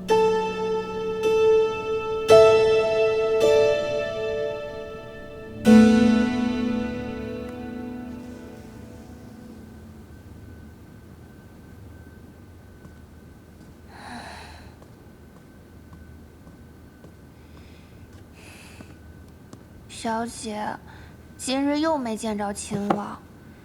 昨天去的时候，小裴将军还说秦王殿下已经醒了，客客气气的收了我替您送的东西。我心想，今日怎么也能见秦王一面，没想到连小裴将军都没见着，随便打发了个奴仆来搪塞我，东西也不肯收，说是府中无人做主。没见着就没见着吧，秦王殿下身受重伤，刚刚苏醒。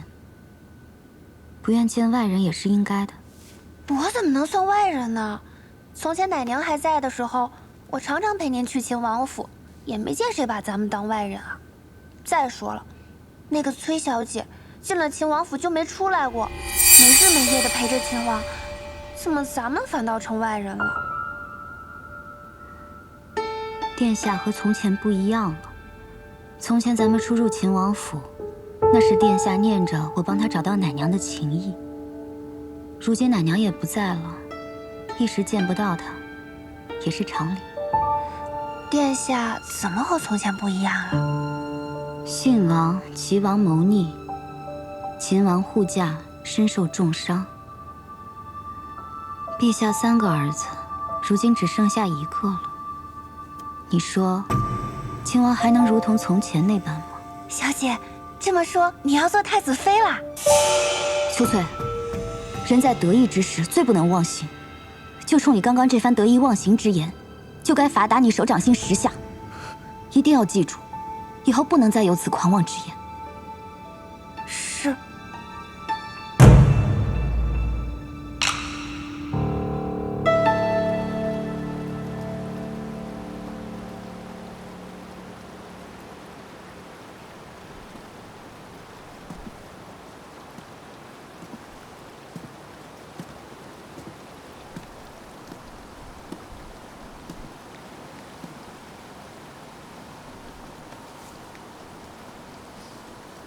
十七郎，天气凉了，我给你做件衣服吧。这府里还有这么多衣服呢。你以前总说，我都没有给你做过什么，所以我想亲手给你做一件。来，给你量一下。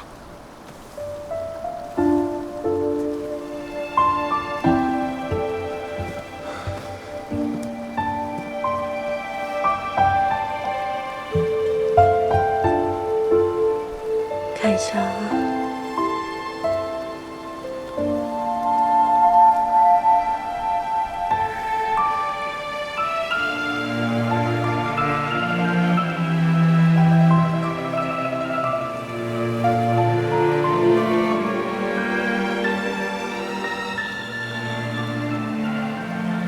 你最近都瘦了呢。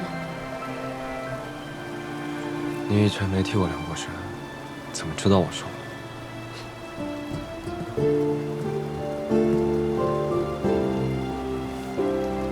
我以前抱过你啊，所以自然是知道你瘦了。从来都没有抱过我，都是我去抱你。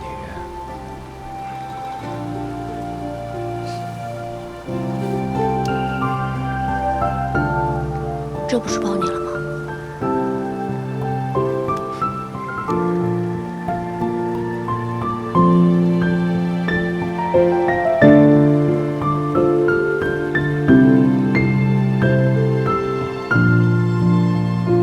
我给你变个戏法好不好？啊？你看，把它塞到我的手里面，塞，都塞进去了。吹一口气。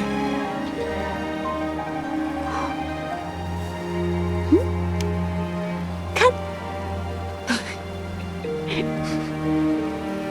你再吹一口气。看，没了。你看一下自己左边的袖子，有什么东西？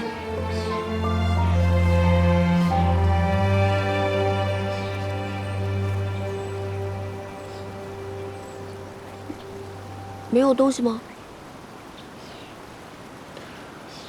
那你摸一摸你的袖子，右边。我的。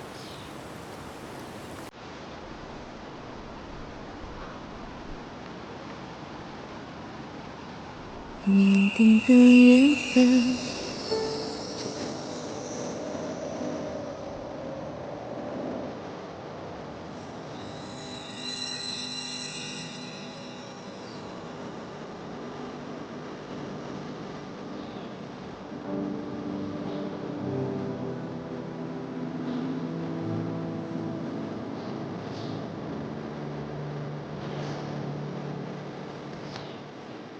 你傻呀！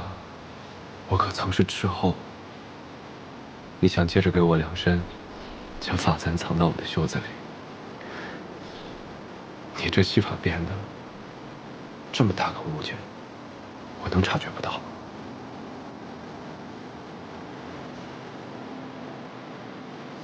嗯。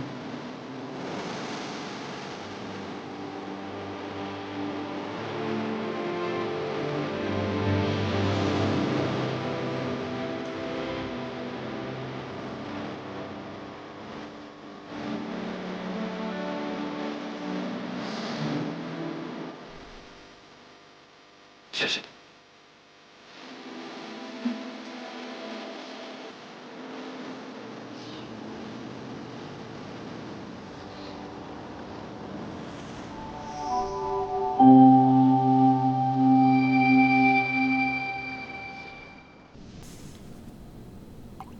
以前都是老鲍烤羊，黄大哥、超二哥咱们喝酒，没想到现在。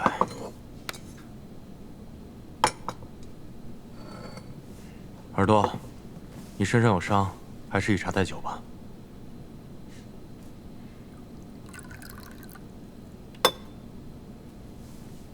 来，让我们敬老鲍他们。敬老鲍。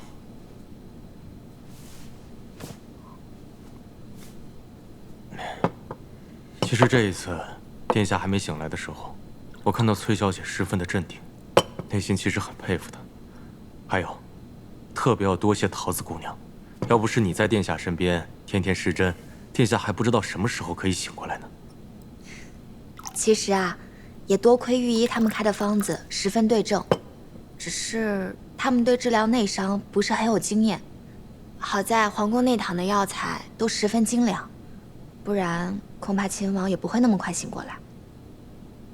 其实这一次，我还有件事情想拜托桃子姑娘。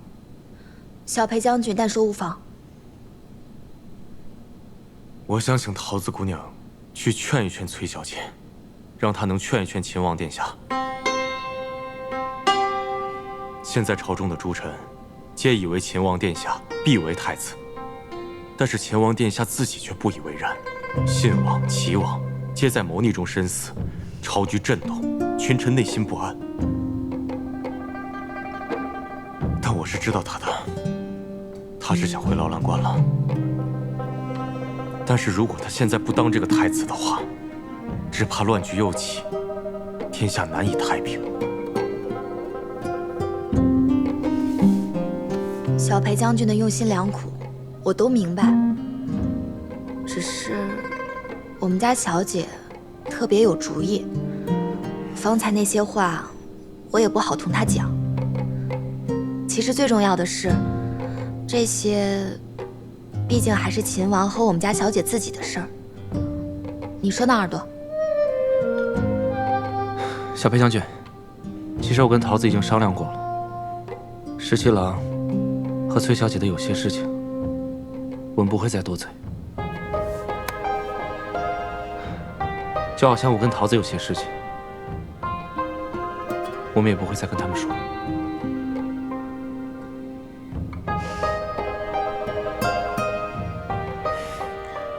是我迂腐了，喝酒。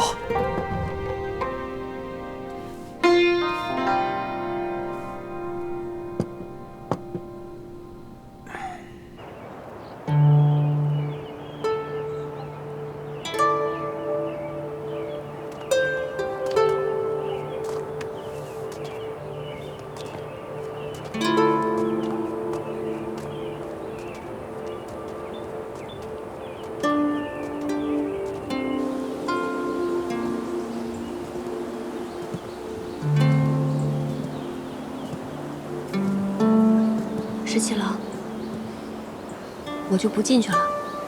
这青云观我没来过，想四处随喜参拜一番。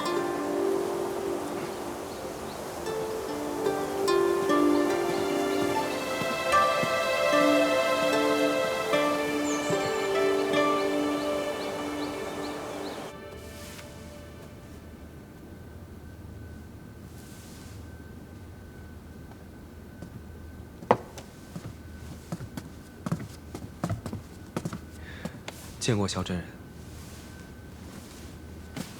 殿下请坐。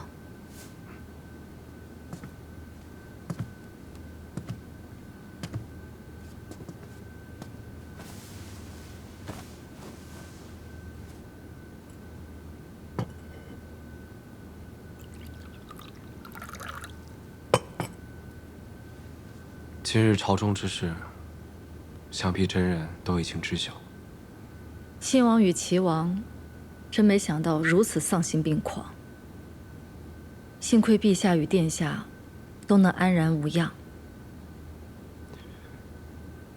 之前曾经答应过真人，要劝父皇立玄泽为储君。此一时，彼一时。我信任殿下，才将太孙托付给殿下。殿下是一诺千金之人，所以今日才特意入关来见我。其实殿下内心早已深知，如今的情势，殿下恐怕不得不为储君。如今朝中不安，太孙乃一介质子，他如今没有这个能力，因此大变之举。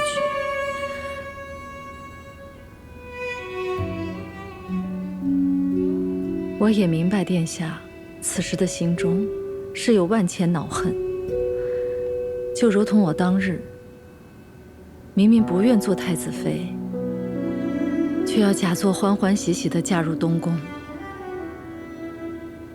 人生在世，有那么多不情愿之事，活在当下，顺势而为，落子无悔。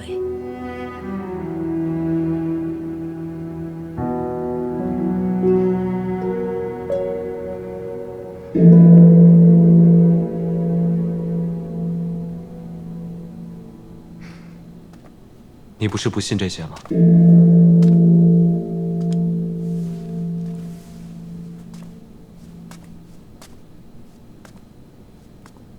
世间有万般不得已，人生譬如朝露，忍不住有所贪恋，有所求。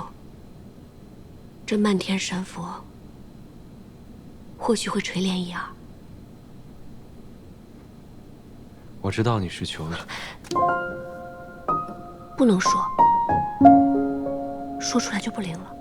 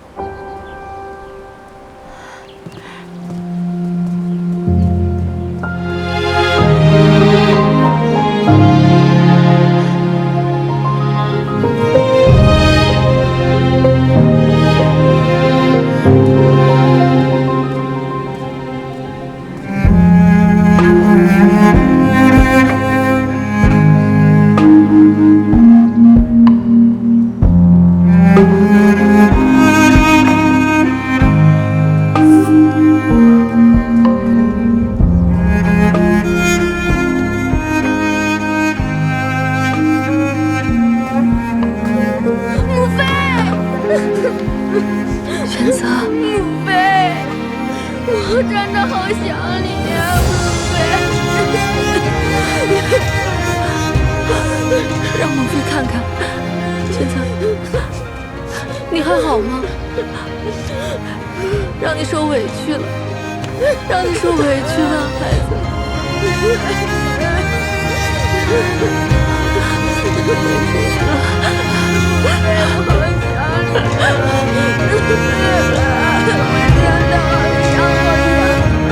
我再也不想离开你了，母妃也不会离开你了，母妃也再也不会离开你了。好了，母妃，我再也不想和你分开了，母妃也再不会分开。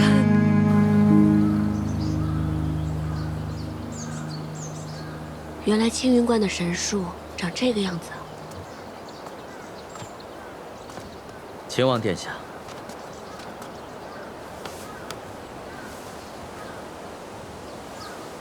多感殿下相助，今日又特意亲自护送，太孙殿下才得以平安归来。韩将军客气了，是礼是期，多感韩将军重意。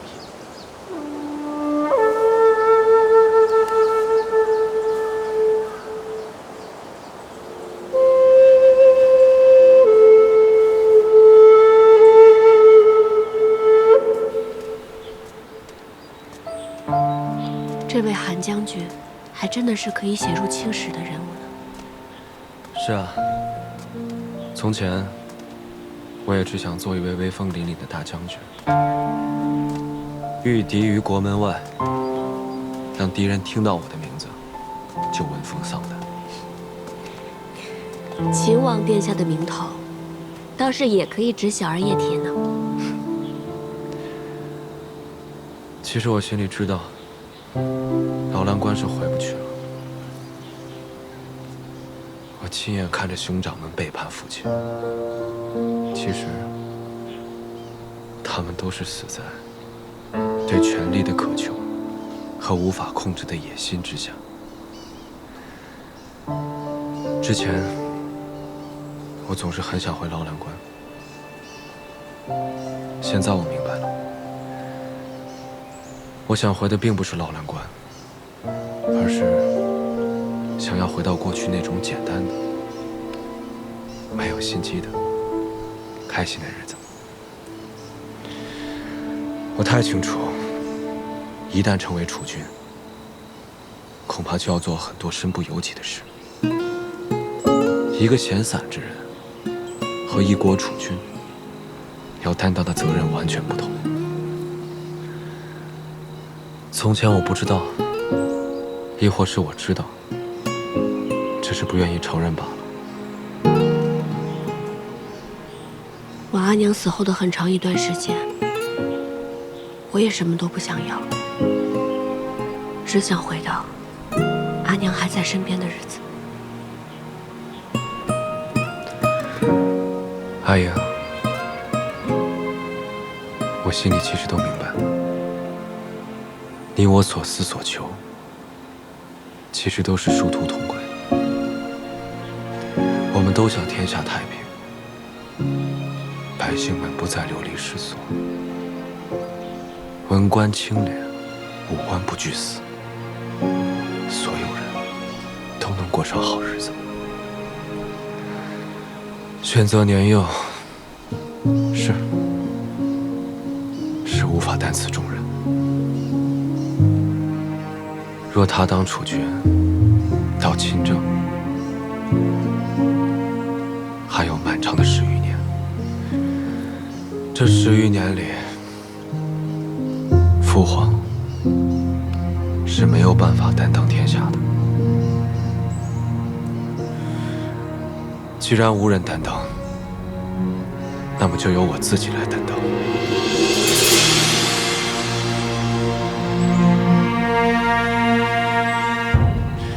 赵家村，老包他们是回不去了。可这天下要何止一个赵家村？有千千万万的游子，更有千千万万因战乱分离的夫妻、父母、儿女。我深悔，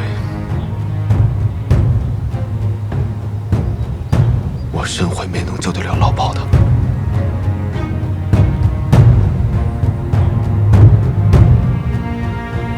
但我现在有个机会，我现在有个机会可以救更多的人。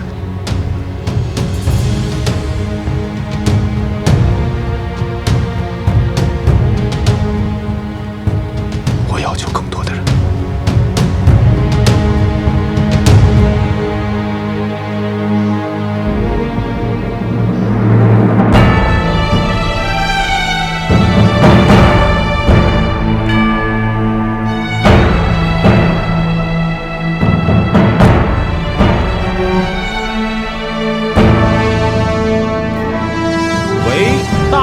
天泰元年，岁次乙未，皇帝若曰：“唯尔秦王逆，孝而克忠，业而能勇，业著于内，救于天下之危，承祀宗庙社稷，筹资列辟，亲若前修，是用命尔为皇太子，王亲哉！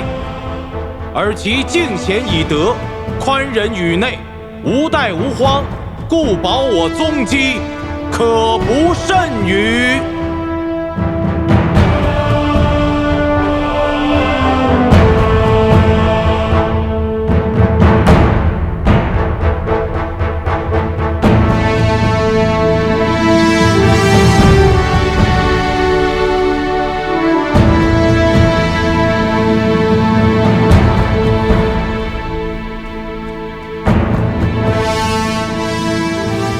谢陛下。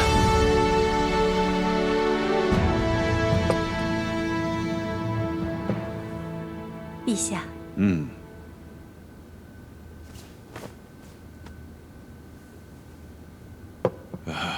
陛下似乎闷闷不乐呀。今天太子又和崔氏女一起出城去了，好多人都看到了，现在都把他当成趣闻来讲。哎，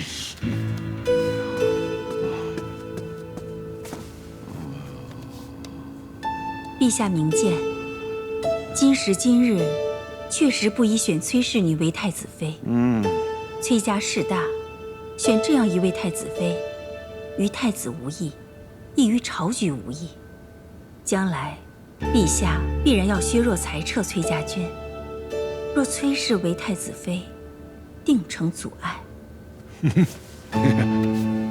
皇后说得对，说得太对了。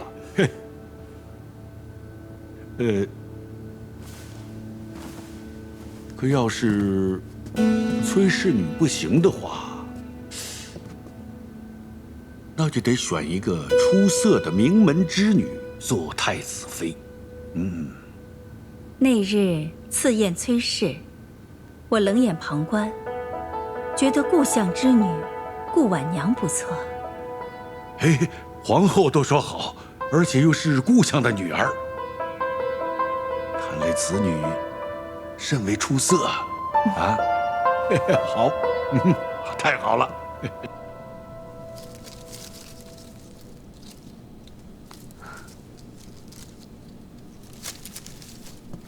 小姐，怎么了？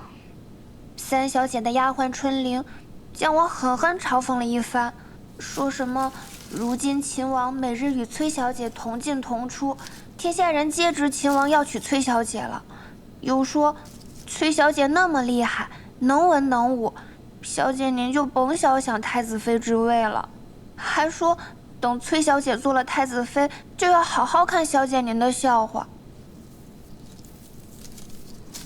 那你怎么说？我牢牢记住小姐您的吩咐，一句话都没敢多说，就赶紧低头走了。就这样，春玲领着一群丫鬟对我好一阵嘲笑。得意之时不忘形，失意之时不颓唐，这才是大家风范。再说了，与秦王同进同出，岂是闺秀应有的贞静之举？若崔小姐做得太子妃，那自然无妨。可若最后旁人成了太子妃，那不成了天大的笑话了？小姐说的是，我就睁大我的眼睛好好看着，看这位崔小姐到底能不能做太子妃。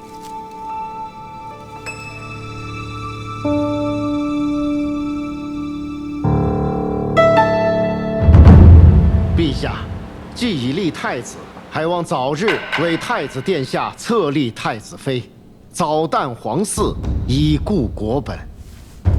臣附议，应从名门世家中广选良缘，择其优，为太子殿下册立太子妃梁帝宝林。陛下，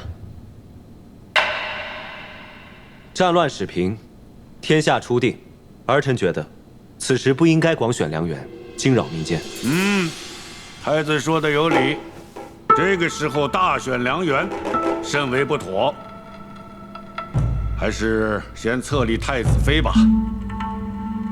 朕觉得故相第六女甚是出色，可以选作太子妃。陛下，臣女德薄能贤，岂能堪配太子？陛下，崔乙之女崔氏，陛下原属意以她做皇子妃，如今以她做太子妃，岂不是两全其美吗？裴卿此言差矣。崔乙狂妄，上了奏书，说要在皇子中挑选一个为婿。朕从未答应，朝臣们也颇多反对。再说，在这个时候以崔氏为太子妃，很不妥当。陛下圣明，崔乙自领崔家军10万众，气焰嚣张，此时万万不可再立崔氏女为太子妃，否则必成昼夜之患。臣附议，崔氏女万万不可册为太子妃。臣附议，臣附议，臣附议，臣附议，臣附议，臣附议。陛下，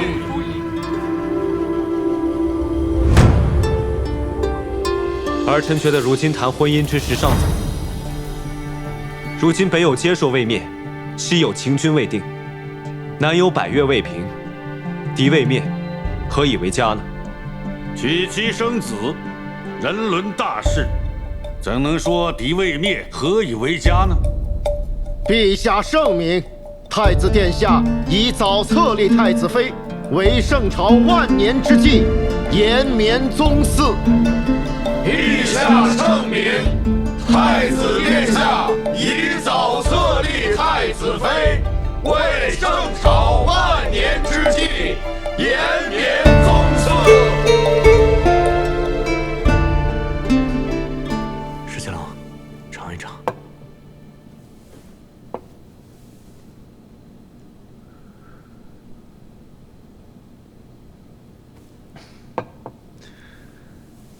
你这匆匆到这儿来，不光是为了讨碗茶喝吧？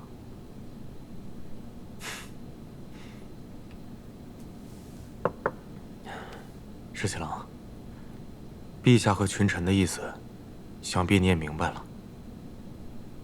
崔乙现在已经是平凉卫阳大将军，虽然他交卸了朔州道行军大总管的职务，但崔家军10万余众。只听令于崔乙一个人的，父女相传，太子妃焉能手握重兵啊？更何况，如果这个崔乙真的成了外戚，必定难以控御，恐生外戚之祸。是裴大将军让你跟我说的？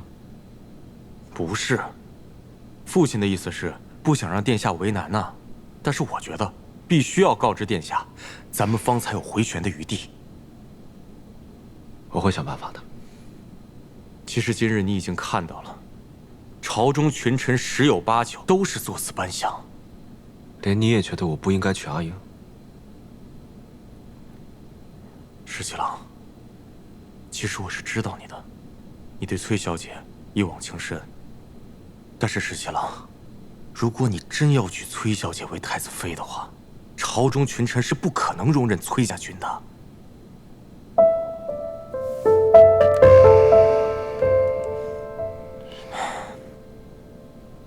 现在不比从前了，现在已经天下太平，裁撤各路兵马那是势在必行的事情。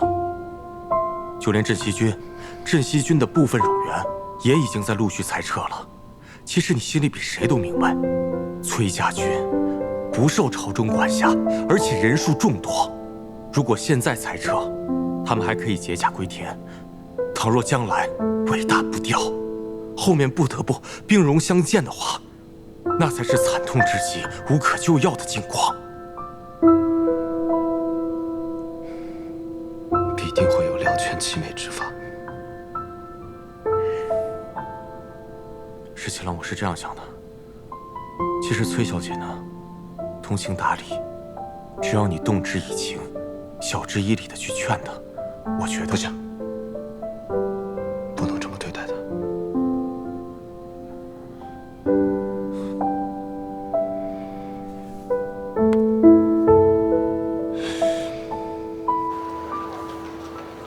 哎，饭早啊。小姐，这个点心真是好吃哎，怎么吃都吃不腻。有一种很清淡的玫瑰香，还有荔枝的味道，确实不甜不腻。小姐，我跟耳朵都已经商量好了，之后呢，我们也要开一家这样的店，专门卖这种好吃的点心。是个好主意，等你的店开起来，我一定要第一个光顾。那你可得多买一点哦。那还用说吗？肯定买非常多。一会儿再帮我买一些玫瑰、荔枝、樱花酪，我要送人。小姐，你是不是要送给殿下？才不给他！不送给殿下，那我送给谁呀？保密。老有那么多小秘密。马步，稳住，注意力要集中，走。走。累吗？不累。再来。很好，再来。用力。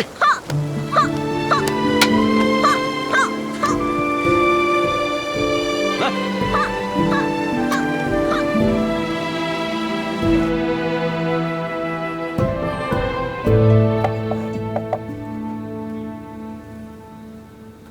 多亏崔小姐还想着我这方外之人，带着这么精美的点心来看我。也是想到太孙还是小孩子嘛，肯定爱吃此物，所以就特意送来了。殿下已经被册立为太子，权责也不再是太孙。崔小姐，今后莫要再做此称呼。是。说实话，这10余年来，未尝有今日之殊心。虽然这是方外之地，不染繁华，但就像是久归之人，思心甚喜呀。是，我看真人刚才看着玄泽的时候，满脸笑意，只觉得万事皆足。崔小姐，马上就该成为太子妃了吧？微微可知。太子与崔小姐两情相悦，崔小姐必会成为太子妃。只是，实不相瞒，我内心甚觉可惜。世人只知太子为储君，一人之下，万人之上；世人亦只知太子妃为储后，内命腹中，自皇后之下，最为贵重。可是哪有人知道，作为太子妃，有万般难处啊！真人刚才说，这10余年来，未尝有今日之殊心。是啊，孙晋之乱时，我含垢忍辱，卧薪尝胆。可是我作为太子妃之时，又何尝有一日是随心所欲的呢？如果真做了太子妃，你就会失去自我。你的喜怒哀乐、所思所想都不重要了。你的命运和储君的作为、王朝的兴衰，紧紧地附在一起，再也不能挣脱开了。太子妃的身份是荣耀，也是禁锢。真人当初心悦过贤太子吗？我若心悦过，难道这万般难处就不是难处了吗？许多事都是太子妃的职责所在啊。真人大义，确实无愧于贤太子。其实我所求，不过是无愧于心罢了。人生在世，最难的，就是无愧于心了。我与崔小姐只是寥寥数面之缘，今日是我话多了。真人外道了。大约从古至今，没有一位太子妃与另外一位太子妃做心腹之语，这是一段缘分。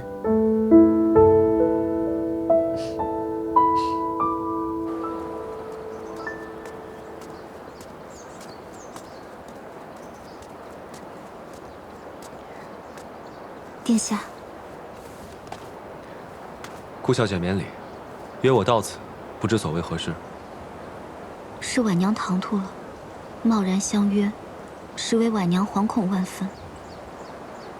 婉娘知道殿下与崔小姐早已有白首之约，万万没料到，陛下竟然指名提及婉娘。婉娘也不知道陛下为何忽有此意。若殿下允许，婉娘可请家父带上奏书，就说婉娘身子不好，不适婚配。婉娘自愿出家为道。顾小姐多虑了，怎能因为陛下的一句戏言，便耽误了你的终身呢？可人都说，君无戏言。婉娘实在不愿殿下因婉娘的缘故，耽误了与崔小姐的姻缘，或与崔小姐生了嫌隙。婉娘真的自愿出家为道。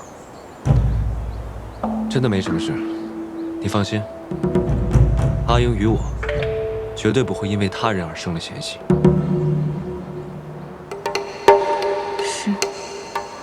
多谢崔小姐来看我们娘娘。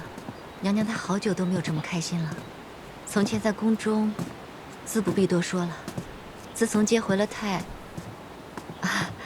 玄泽，娘娘的脸上才有了笑意。崔小姐来看望她，她的眼中也有了神采。真是难为崔小姐，每句话都能说在娘娘的心坎上。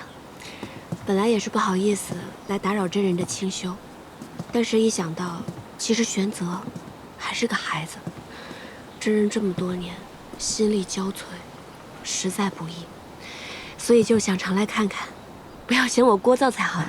哪里，锦娘自是整日盼望着您能来。娘娘她虽然嘴上不说，但是心里也是盼着您来的。阿莹，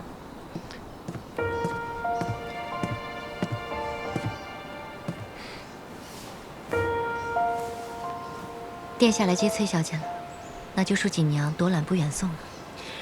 真人那儿之后要是缺什么，随时到府上来找我或者桃子都行。好。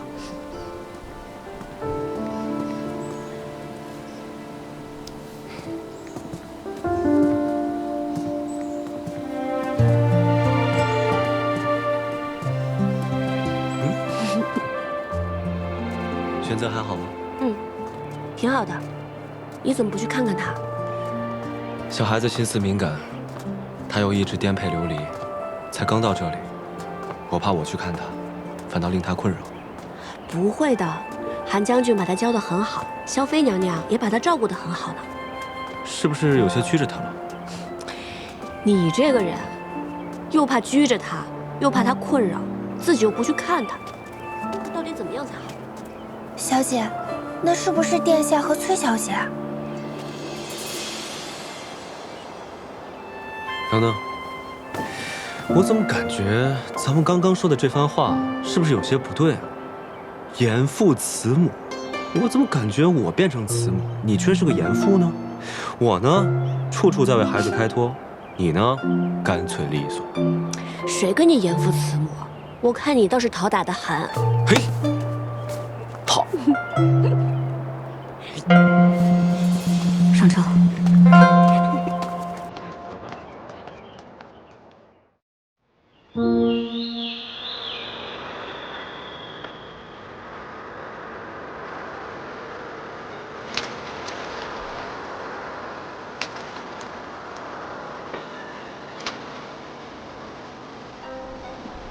萧妃娘娘和玄泽总算是安定下来了。玄泽又长高了不少，练起武来也是有模有样。如今战乱初定，这天下就像孩子一样，需要慢慢养成，休养生息。我打算等到明年春上的时候，劝父皇减免赋税，那些无主的荒田，着人一一丈量，据登记，分发给贫苦之人。如此一来，百姓的负担必然会减轻不少。之前战乱四起，不少人原本都是善良的百姓，为了活命被迫落草为寇，还有不少流民在各处府州徘徊，时日一久，早晚会生祸患。是啊，我心中也在思量此事。像黄大哥他们，明明也是良善之人，却因为战乱和横征暴敛，被迫陷入入里。送你样东西。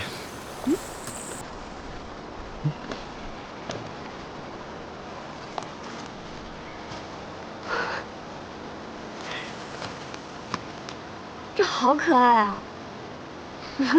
这个是我吗？我的腿哪有这么短？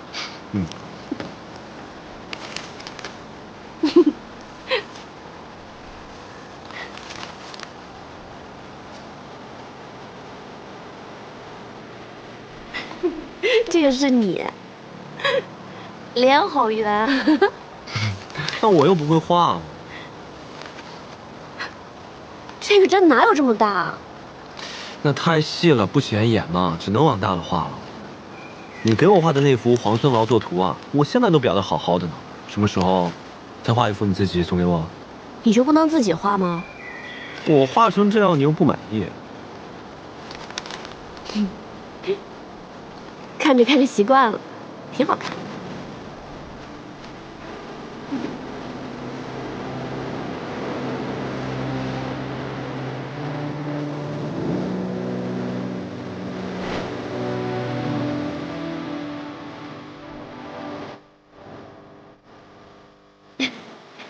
你看这。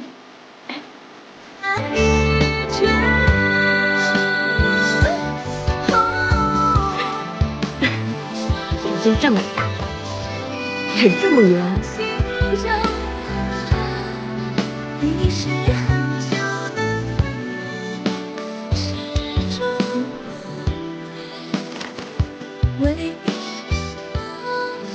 我把我们所有经历的事情都一一画了下来，这后面也留白了，就等咱们将来2个人一起画，好不好？嗯。这一生还很长呢，我们会遇到很多很多有趣的事情。画完一册，再画下一册，下一册画完再画下下册。等咱们将来老了呢，一页一页的翻看，多有意思。嗯。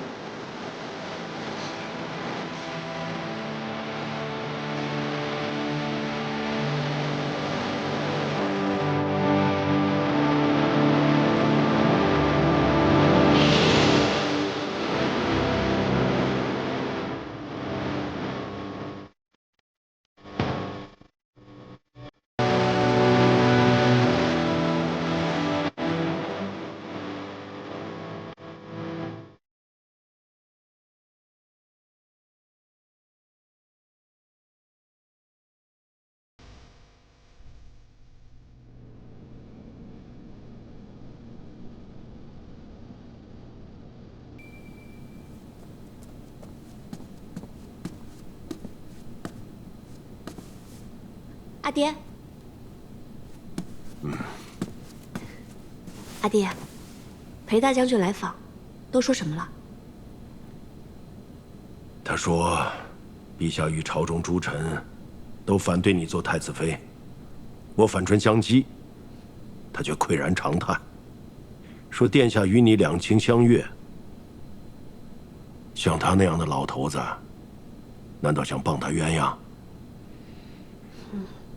他劝我，为今之计，若裁撤全部崔家军，10万将士齐齐解甲归田，你才可能有机会驾驭李逆做太子妃。不过阿爹，现在天下平定，朝廷肯定是想裁撤兵马，镇西军自不必说了，咱们崔家军肯定是首当其冲的。若不是接硕偷袭白水关，估计朝中会更快裁撤咱们全部崔家军。阿爹，现在县府已闭，不然您还是快点回瀛州吧。您这样久担京都，于崔家军于朝廷都一生变故。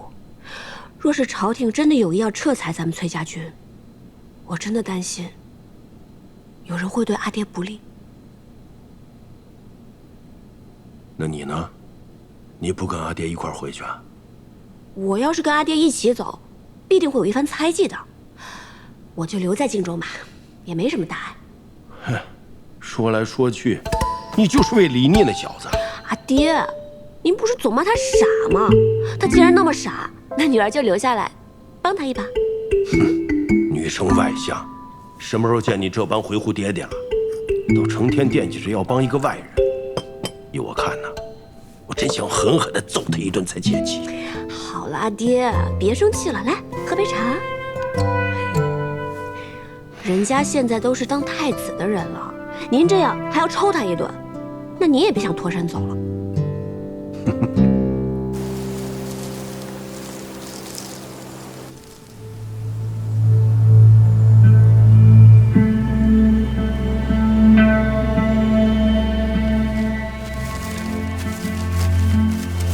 公子，吃点干粮吧。我不饿，你吃吧。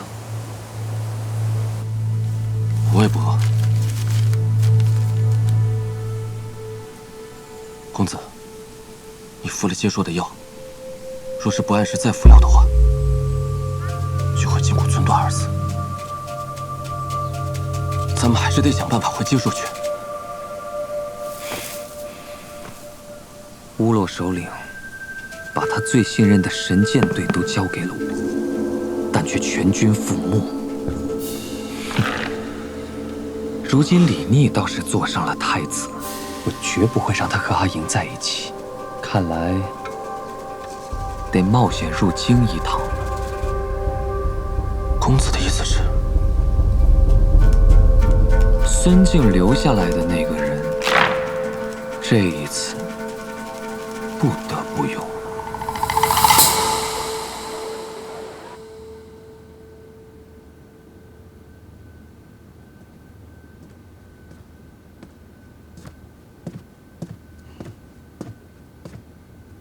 父亲，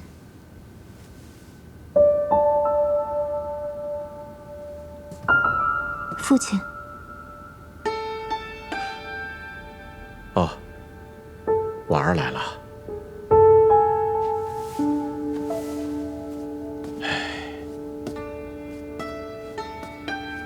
过来坐吧。父亲可是劳累了。刚刚来了一位多年老友，说了一会儿话，一时之间就走了神。父亲唤婉娘来，可是有事要说。是啊，如今这朝廷上上下下对册立太子妃一事纷扰不断，想必应该是父亲的手笔。咱们这位陛下呀，是个软耳根，听风便是雨，稍加劝说就能如我们所愿。现在崔氏女不能被册封一事，已经达成共识。就算太子殿下想要一意孤行，也必然是拗不过陛下的旨意和群臣的极力反对。但咱们这位太子殿下和崔小姐都不是一般人，他们若是齐心协力，只怕是计谋百出，各有办法。所以得想个办法，能够让太子殿下跟这位崔小姐不能够齐心协力。父亲为相10余载，再难的公事，到了父亲手里，还不是妥妥帖帖？这点事又算得了什么？太子妃所育之子，未来亦是天子。能不能让天子唤您一声阿翁，就在此一举了。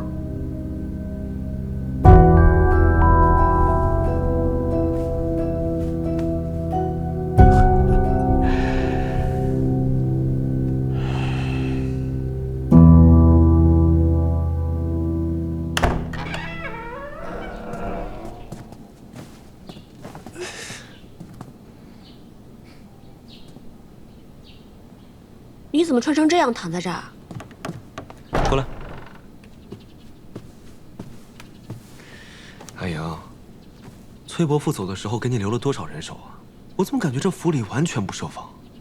我穿成这样，行动这么不便，我刚进来的时候，就差拆窗破墙了，就这都没有人发现拦住我。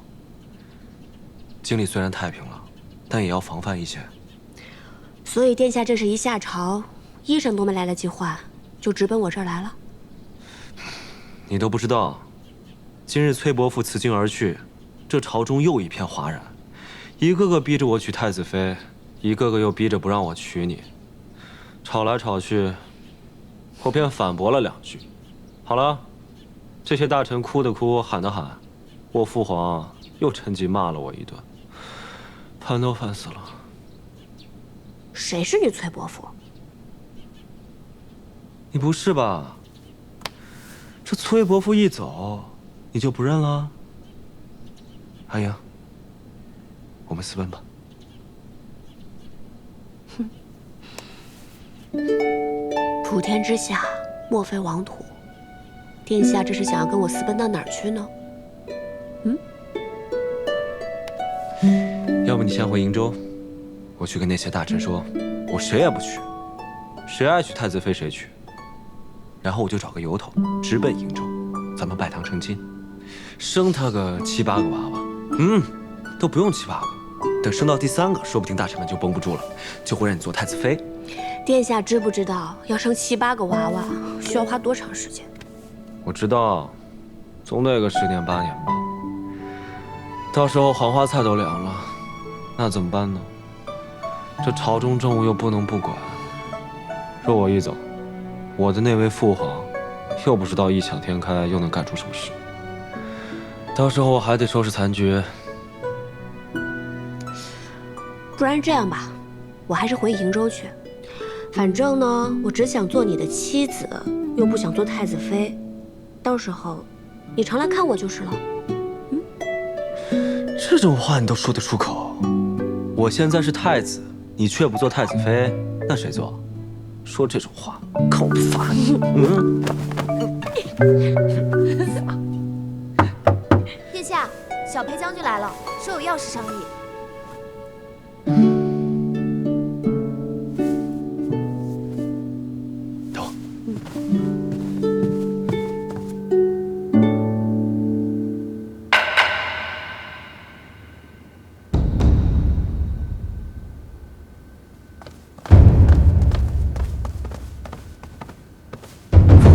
免礼。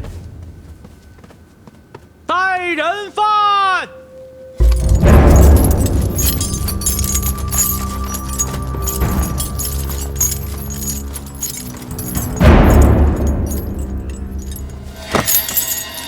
节硕身吏部家里见过皇帝陛下，陛下万岁万岁万万岁！好了，你说你要出手，到底出手何人？家里要出手崔乙，